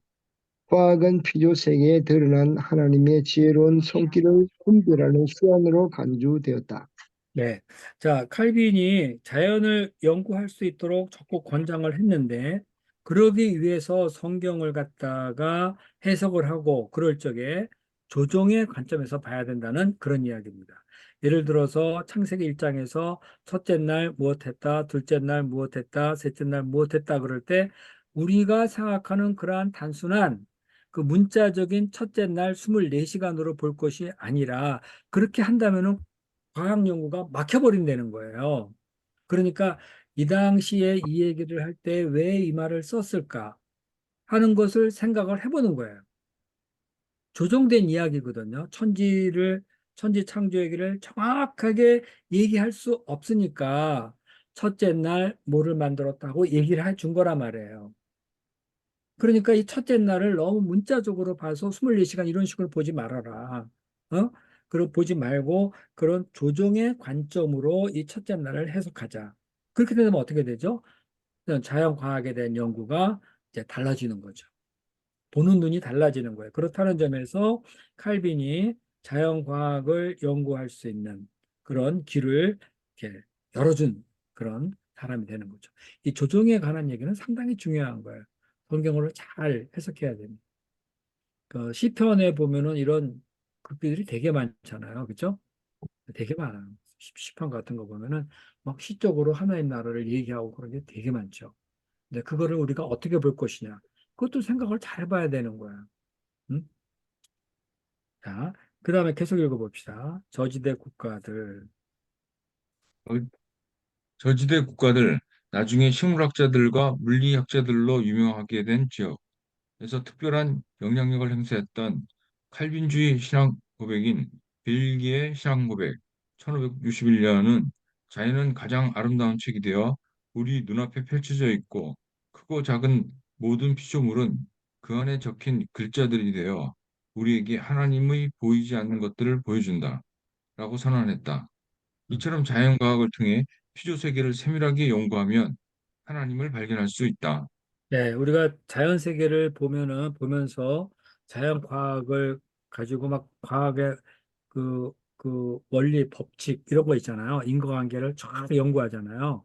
그럼 자연과학 하다 보면 감탄이 나오고 막 그러죠. 그죠? 아, 이게 참 놀랍다. 어떻게 이런 시스템이 돌아가고 어떻게 이런 원리가 있지?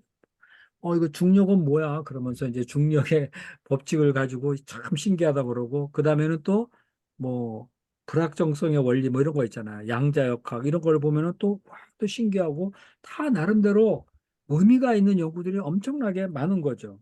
그죠? 그러니까 자연을 들여다보면은 그 안에 담긴 그 신비한 그 능력의 흐름 이런 걸 보면서 우리는 하나님을 발견할 수 있다. 전지전능하시고 놀라우시고 자연을 보면 자연을 보면 참 아름다우신 하나님도 그렇고 또 먹거리를 풍성해 주시는 하나님을 보면 은혜로우신 하나님이 되고 하늘의 새, 달, 또 바다의 물고기 뭐 이런 거 보면은 다 나름대로의 역할을 가지고 움직이고 있거든요. 역할만 있느냐 하면 아름다움도 지니고 있어요. 새들도 뭐 각종 소리를 내면서 또 새 모양도 다 다르잖아요. 예? 물고기나 뭐 다 달라요. 그러니까 각가지 다른 모습으로 다른 소리를 내면서 서로 시스템을 만들어가면서 쫙 움직여 가고 있거든요. 먹이 사슬이 기가 막혀요. 이런 거 보면서 야, 이거 하나님은 누구실까? 이런 걸 우리가 생각하게 되는 거죠. 자, 그 다음에 칼빈의 두 번째 기호 봅시다. 칼빈의 두 번째 기여는 자연과학의 발전을 가로막는 큰 장애 요인인 성경적 문자주의를 제거한 것이었다.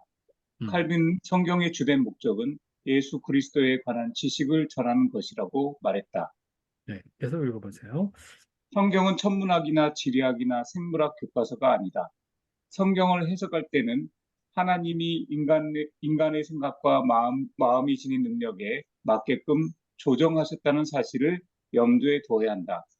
하나님은 계시를 허락하실 때 우리의 수준에 맞추신다. 계시는 하나님이 자기를 낮춰 우리의 유한한 능력에 알맞게 조정하시는 것을 의미한다.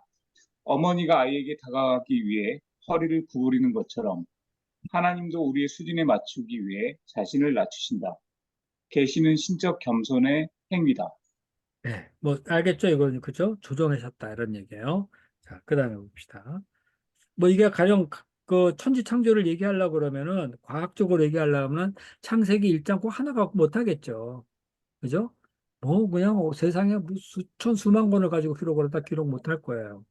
그러나 하나님이 천지를 창조하셨다는 얘기를 한 페이지로 다 얘기하는데 사람이 알아들을 수 있는 그런 수준에서 그 당시 뭐 그 저기 뭐야 광야에서 그 광야를 지나가던 이스라엘 백성들이 뭐 거기서 무슨 뭐 분자 역학을 할 것이고 뭐 그거 아니잖아요. 그죠?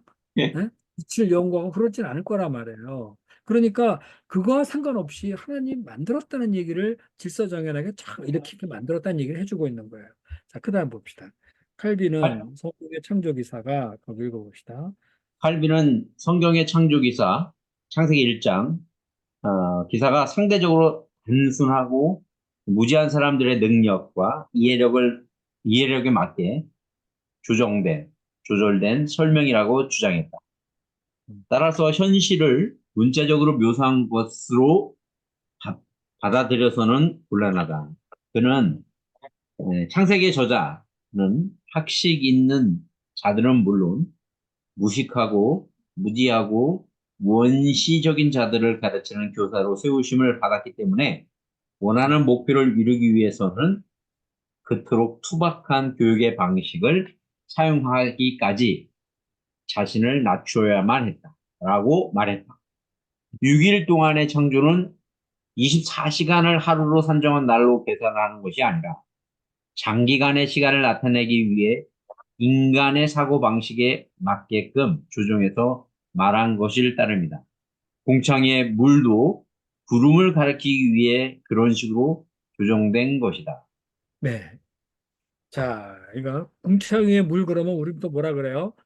창세기 배울 때 배웠잖아. 구름에 또 그냥 하늘에 물막이 있어가지고 그것이 바깥에서 오는 우주선 뭐 온갖 해로운 선을 다 막아가지고 지구가 따뜻하게 뭐 평화 뭐 아주 그 아열대 기후를 유지하게끔 만들었다는지 뭐 별 얘기 다 하잖아요. 그런데 노아 홍수 때 그게 구멍이 뚫려가지고 하늘에 창문이 열렸다 그러니까 물이 뚫려져가지고 그 물이 탁 쏟아져가지고 세상에 홍수가 일어났다 이렇게 얘기하잖아요. 그죠? 예? 그런데 하늘에 공창에 물이 있으라 그럴 때 그거를 처음 듣는 사람이 하늘에 물막이 있나? 이런 생각을 할까? 구름에서 비 내리니까 하늘에 하늘에 물이 있으라 하는 그런 얘기를 한 거라는 이런 얘기야 지금 여기서는요. 자, 창조과학이 여기서 이제 막 이제 이제 무너지는 거예요. 창조과학 엄청나게 우리 공부하고 그랬잖아요. 그래서 창조과학 탈피하는데 시간 되게 많이 걸렸어.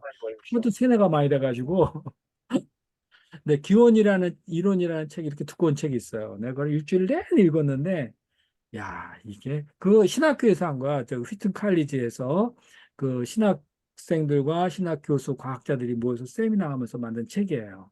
그걸 읽어보니까, 이거 그렇네. 하면서 이제, 근데 창조과학에 이게 빨리 탈피를 저 우리가 벗어날 필요가 있어요. 그래야지 그 많은 그 신학적인 서술, 신앙적인 서술들을 우리가 소화할 수 있어요. 그 창조과학은 퇴출입니다. 그래서 거의 계속 지금도 아주 창조과학 사람 교회 돌아다니면서 강의를 막 하고 연대 측정이 뭐 어쩌고저쩌고 잘못됐는데 뭐 지금 뭐 당장에 죽은 뼈도 연대식 정화하면 뭐 맥광년이 나와요. 그러면 그 얼마나 잘못된 거냐 막 이런 식으로 얘기를 하고 있는데 그거 아니다 이런 얘기를 지금 상당히 많이 하고 있어요 지금. 자 일단 봅시다. 이런 개념들이 요새 그러더라. 창조과학은 현대 천동설이다. 그런 얘기를 네, 많이 하더라고요. 천동설. 예, 옛날에 천동설이 어, 그 어, 교회가 어. 받아들였다 해서 그것을 성경적이라고 생각했잖아요. 네, 네, 창조과학을 성경적으로 생각하면 엄청난 오류다. 그거는 과학을 음, 모르는 네, 과학과 네, 완전히 미치는다. 그런 시각을 많이 갖고 있더라고요. 네, 네. 그런 사람들 기사에 굉장히 보니까 최근 기사에 안 그래도 저기 몇 달 전 기사였는데 아주 최근 기사였는데 서울신학대학교에서 교수 한 명이 창조과학 비판했다가 쫓겨났어요. 그래. 창조과학의 대력이 엄청나게 강해요. 문자적으로. 근데 이제 창조과학이 맞냐 틀리냐 이거는 그냥 과학 이야기고 우리 신앙 자체는 흔들리는 건 아니죠. 다만 세상을 어떻게 이해하느냐, 다른 방식으로 이해를 하는 거예요. 근데 그 과학이 맞느냐 틀리느냐 이제 이런 얘기가 또 나오는 거고. 자, 그다음에 이런 개념들이 계속 봅시다.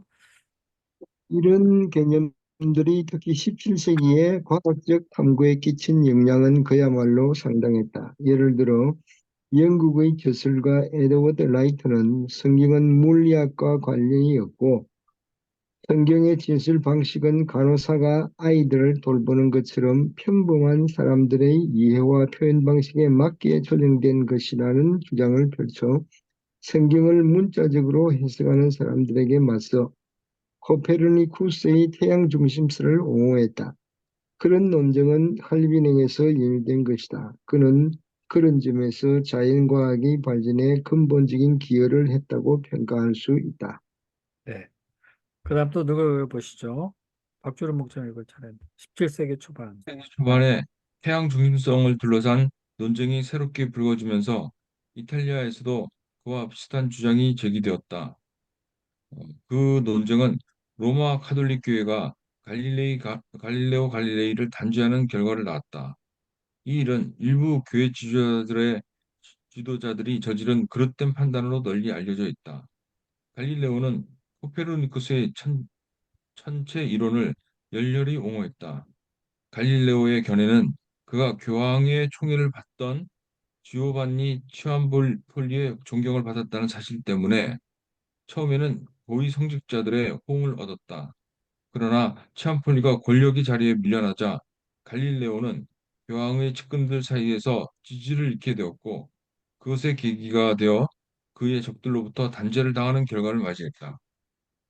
네, 이거 뭐 정치적인 배경이 있다 이런 얘기죠, 그죠? 네, 이것이 뭐 맞냐 틀리냐 이런 단죄를 받느냐 지지를 받느냐 이런 것이 정치 세력과 관계가 있다. 자, 계속 봅시다. 갈릴레오를 중심으로 벌어진 논쟁은 과학과 종교 또는 자유주의와 권위주의의 대결로 종종 묘사되지만 문제의 핵심은 정확한 성경 해석과 관련이 있었다. 과거의 이 점에 대한 올바른 평가가 이루어지지 않았던 이유는 역사가들이 이 논쟁과 관련된 신학적, 정확히 말하면 해석학적 문제를 옳게 파악하지 못했기 때문이다. 다시 말해 이 특별한 논쟁에 관심을 기울였던 학자들 가운데 대다수가 유달리 복잡했던 시대적 상황 속에서 불거진 성경 해석 논쟁의 복잡 미묘한 내용에 익숙하지 않은 과학자나 과학 역사가였다는 사실에 그 부분적인 이유가 있었다. 아무튼 이런 사실에도 불구하고 갈릴레오와 그의 비판자들 사이에 오간 논의를 지배했던 문제가 특정한 성경 본문을 어떻게 해석하느냐에 집중되었던 것은 분명하다. 곧 살펴보겠지만 그 논쟁에서 가장 중요했던 것은 조정의 문제였다. 하여튼 조정의 문제였다. 계속 봅시다. 이 점을 파헤치려면 1615년 1월에 출간된 한 권의 중요한 저서를 살펴봐야 한다. 카르메헬 수도사 파올로 안토니오 포스카리니는 피타고라스주의자들과 코페르니쿠스의 견해에 관한 서한에서 태양 중심설의 천체 이론과 성경이 서로 모순되지 않는다고 주장했다. 그는 자신의 분석을 통해 성경 해석의 새로운 원리를 제시하지 않았다. 오히려 그는 전통적인 해석 원칙을 제시하고 적용했다. 네, 거기 작은 것이 읽어볼래요? 성경이 하나님이나 다른 피조물에 관해 말씀하면서 부적절하거나 불충분해 보이는 무엇인가를 적용하는 경우에는 다음과 같은 방법 가운데 한두 가지를 적용해 해석하고 설명해야 한다. 첫째, 그런 내용은 은유나 비유 및 직유에 해당할 수 있다. 둘째, 그런 내용은 우리의 사고 방식, 사고 양식, 이해 방식, 인지력 및 지식의 정도와 같은 요소를 고려한 것일 수 있다. 셋째, 그런 내용은 당시의 통속적인 견해와 일반적인 화법에 맞춘 것일 수 있다. 네, 그러니까 우리가 성경을 해석할 적에는 현재 우리 시대의 관점에서 보면 안 되고 그 당시에 그 성경을 누구에게 썼는가, 누가 왜 썼는가, 이것을 그 당시 정황으로 돌아가서 봐야 된다는 거예요. 근데 그거 갖다 창세기 같은 경우를 이스라엘 백성들에게 광야에 있는 백성들에게 그걸 써줘서 보여준 건데 오늘날 과학적인 안목을 가지고 그걸 가서 보면 안 되는 거고 그 당시에 견해, 그 당시의 화법, 그 당시 사람들의 인지력, 지식 정도, 그 다음에 은유나 비유는 없는지 이런 거를 보면서 해석을 해야 된다는 겁니다. 이건 되게 중요한 거죠. 성경 해석의 원칙이에요, 이거는. 그 다음 봅시다. 어, 포스카리니. 포스카리니가 언급한 두 번째와 세 번째 방식은 일방적으로 위에서 말한 성경 해석의 세 번째 원리인 조정의 방식으로 간주된다. 앞서 말한 대로 이 성경 해석 방식은 초기 기독교 역사에까지 거슬러 올라가는 것이기 때문에 논란의 여지가 없는 것으로 간주되었다. 네. 포스카리니의 독창성은 그가 채택한 해석 방법이 아니라 그 방법을 적용한 성경 본문에 있었다. 바꾸어 말해 그는 많은 사람이 그때까지도 문자적으로만 해석했던 성경 본문들을 조정의 방식을 적용해 해석해야 한다고 제안했다. 그가 이 방식을 적용한 성경 본문들은 지구는 고정된 상태로 있고 태양이 움직이는 것처럼 보이게 만드는 것들이었다. 포스카리는 이렇게 주장했다. 예, 성경은 성경은 우리의 이해 방식과 외적 형상에 따라 우리를 고려해서 말씀하는 듯하다. 왜냐하면 이 전체들이 우리와 관련된 것처럼 보일 뿐 아니라 인간의 통속적이고 일반적인 사고 양식에 따라 지구가 가만히 멈추어 움직이지 않고 태양이 그 주위를 회전하는 것처럼 묘사되고 있기 때문이다. 이처럼 성경은 통속적이고 일반적인 방식으로 말씀함으로써 우리를 유익하게 한다. 우리의 관점에서 보면 지구가 태양을 도는 것이 아니라 지구는 중심에 굳게 고정되어 있고 태양이 그 주위를 도는 것처럼 보인다. 네. 성경은요, 우리 그 지구를 중심으로 기록되어 있는 있죠, 그죠? 해가 뜨고 해가 지고, 그죠? 그래서 지구 중심으로 모든 것을 이해하는 건 너무나 당연한 거예요. 그렇게 할 때 우리가 하나님이 누구냐, 어떤 인간에게 어떤 말씀을 하고자 하시느냐, 어떤 기적을 베풀어 주시느냐 이해하는데 하등의 문제가 없어요. 그죠? 하나 문제가 없습니다. 그죠? 자, 그런데 이거의 배후에는 하나님의 과학이 있어요. 예를 들어서 지구가 자전하면서 태양 주위를 돌잖아요. 그죠? 그러니까 자전하면서 태양 주위를 도니까 밤과 낮이 오는 거죠. 매일매일. 그죠? 예? 그러니까 우리 눈에는 지구를 중심으로 태양이 뜨고 지는데 과학으로는 지구가 돌고 있는 거예요. 태양을 중심으로. 그래서 하나님은 인간에게 놀라운 은혜를 베푸셨어요. 날짜를 계산할 수 있게끔 태양이 뜨고 태양이 지고 그다음에 달이 뜨고 하는 이런 모든 것을요. 우리 눈에 보이게끔 만들어서 우리 생활에 편하게 했었어요. 아주.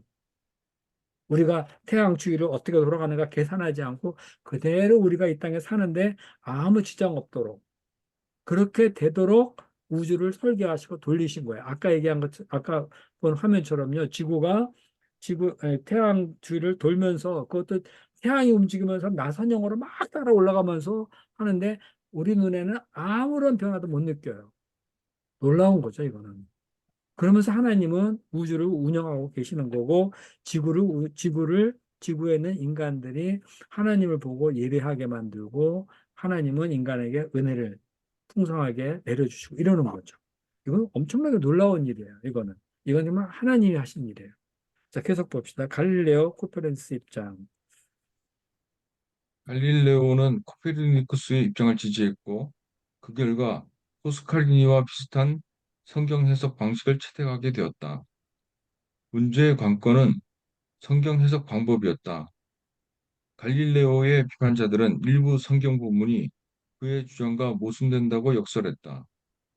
예를 들어 그들은 태양이 여호사의 명령에 따라 움직임을 멈추었다는 여호사서 12절을 인용하면서 태양이 지구 주위를 돌고 있는 것이 합리적인 의심을 불허하는 명백한 사실이 아니겠냐고 주장했다.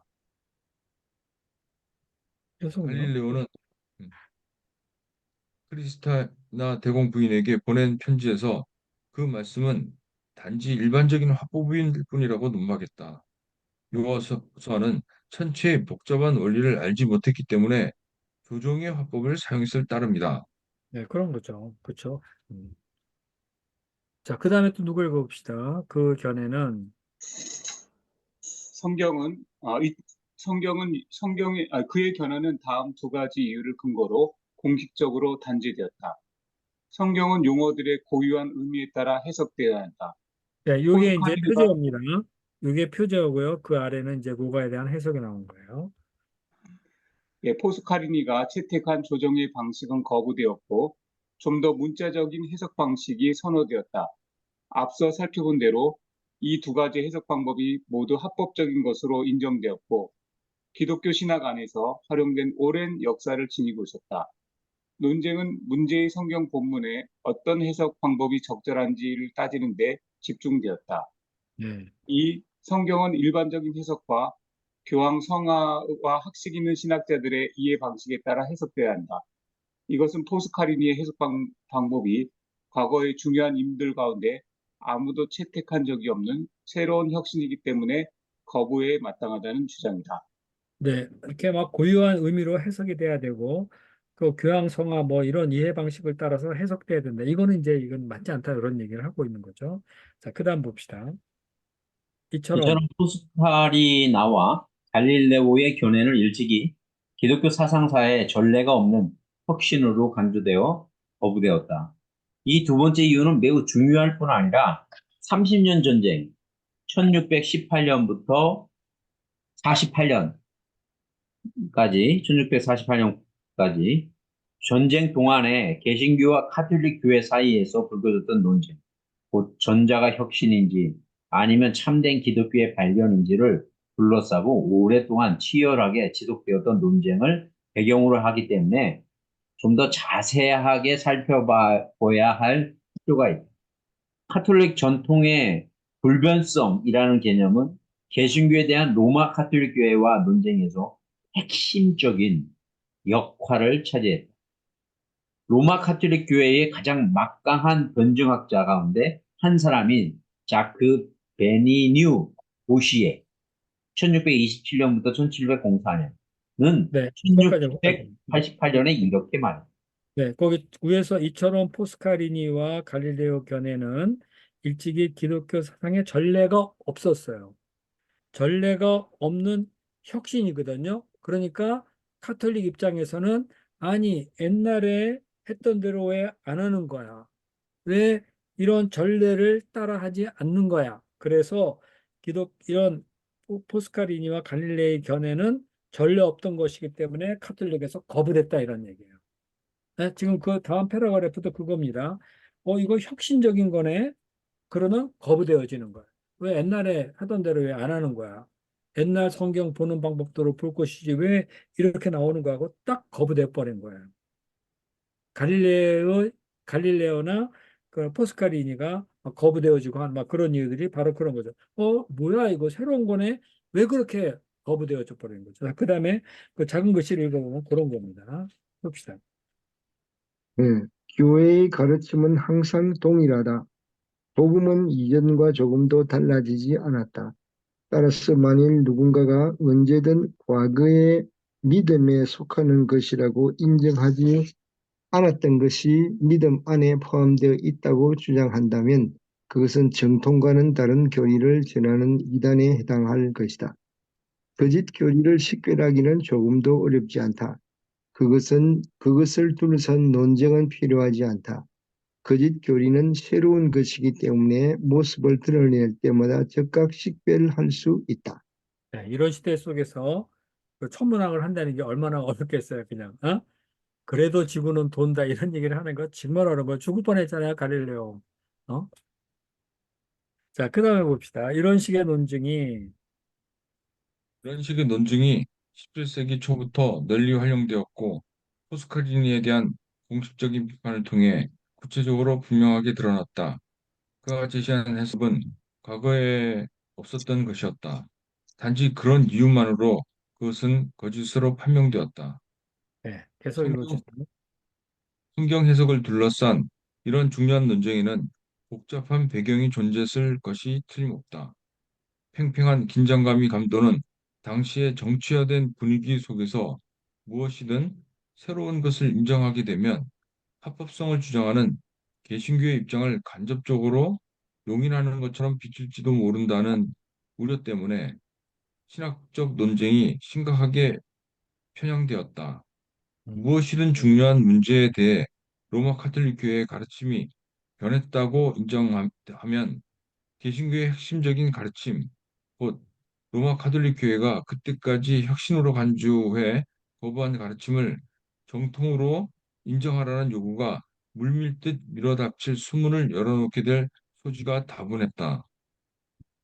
그러니까 인정 못 해주겠다는 거죠. 그죠? 네, 인정해 줬다 그러면은 그냥 수도문이 확 털리는 것처럼 팍 몰려 들어온단 말이에요. 그러니까 무조건 다 잘라버린 거야. 혁신, 새로운 거 다 잘라버렸어요. 자, 그 다음에 따라서 갈릴레오의 견해는 따라서 갈릴레오 견해는 저항에 부딪힐 수밖에 없었다. 핵심 사항은 신학적 혁신이었다. 특정한 성경 본문에 대한 갈릴레오 해석을 용인하면 개신교에 대한 가톨릭 교회의 비판, 곧 개신교가 특정한 성경 본문에 관한 새로운 해석을 시도해 오류를 범했다는 주장이 심각하게 훼손될 것이 분명했다. 따라서 그의 견해가 거부되는 것은 단지 시간 문제였다.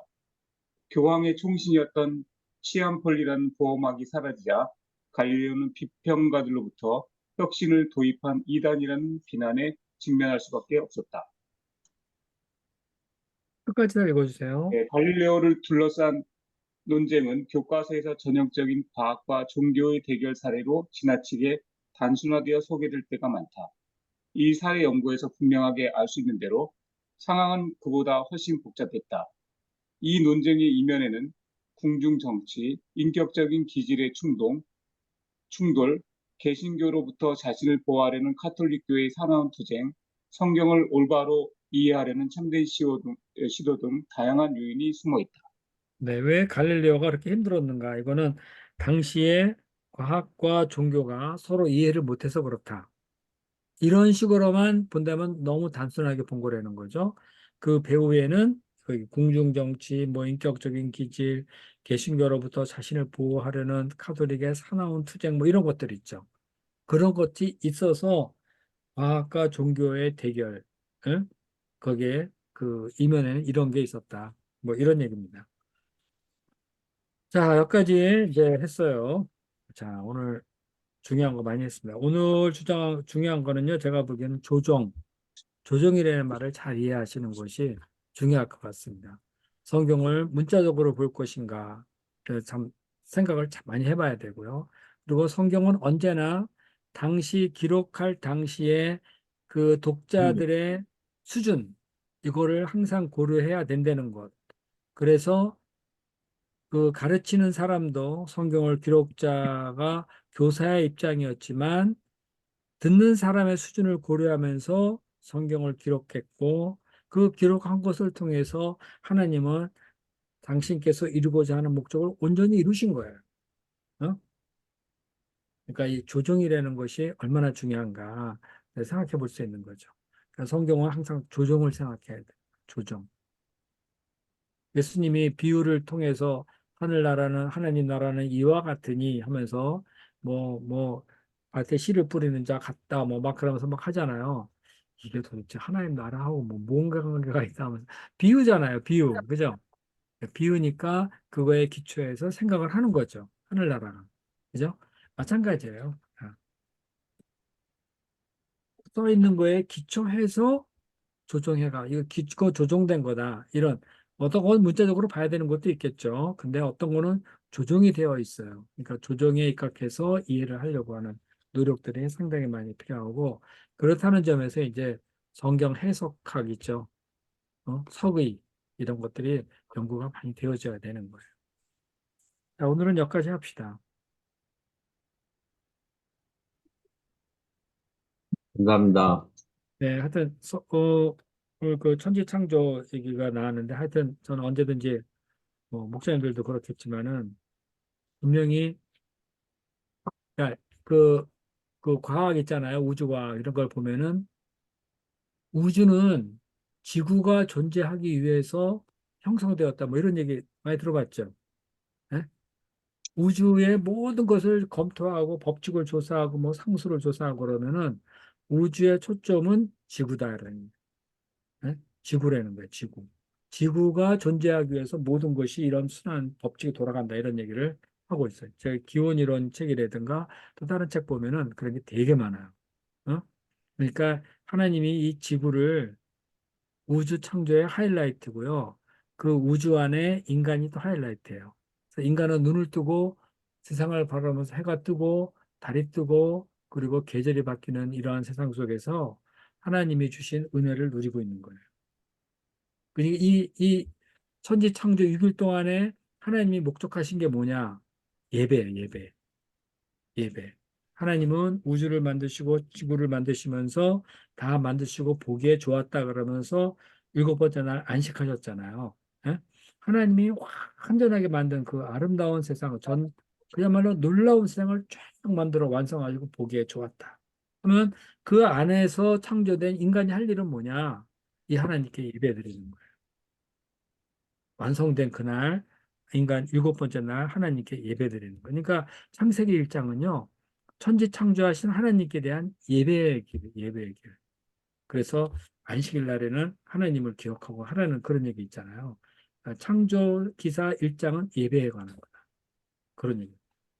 되게 중요한 겁니다. 이스라엘 백성이 광야에 나가서 맨날 바알의 우상, 아니 뭐야 그 바로의 우상만 내리 보다가 천지창조 기사를 딱 보고 나서 그들이 깨달아야 되는 것은 야 하나님이 이 세상을 이렇게 만드셨구나. 이 하나님은 찬양과 예배의 대상이다 하는 것이 창세기 1장 보시기에 심히 좋았다. 이렇게 안식일을 제정하셔서 인간이 이 하나님께 예배하러 일곱째 날에 나올 수 있도록 그런 거죠.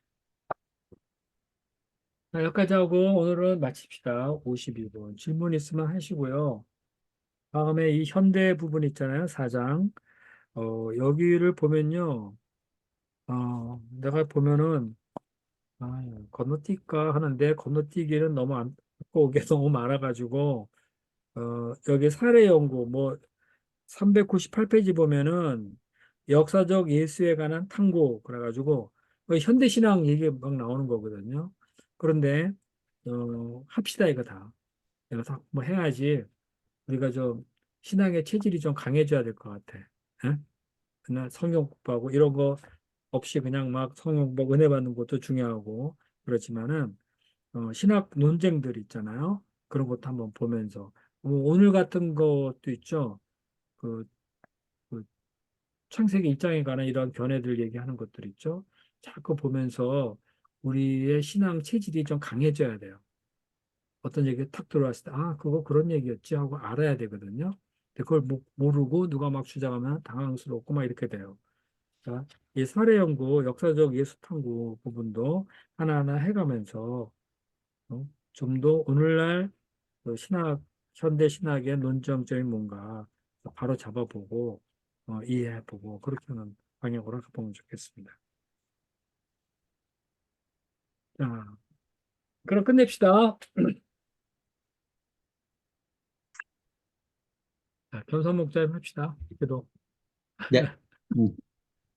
사랑하는 하나님 아버지, 저에게 이렇게 역사하시나 참 귀한 책을 주셔서 하나님 오늘 특별히 저희가 오류에 빠지기 쉬운 성경 해석에 대해서 분명하게 참 이렇게 역사적 관점에서 하나님 조정된 시각으로 바라봐야 되는 것을 하나님 편에서 하나님께서 조정된 눈으로 저에게 주신 말씀으로 이해한다는 것이 얼마나 중요한지 알려주셔서 주님 감사합니다.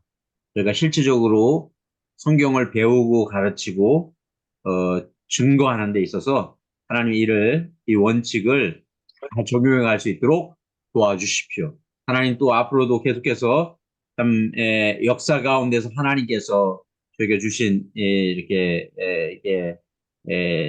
주신 것들을 귀한 보물들을 잘 하나님 아버지 이렇게 캘 수 있도록 은혜를 주시옵기를 주님 기도합니다. 우리 성비씨는 모세 목자님 붙들어 주시고 저희를 잘 이끄시도록 함께하여 주시고 또 저희들 가운데 그리스도의 풍성한 은혜가 이 가운데서 넘치게 도와주기를 주님 기도합니다.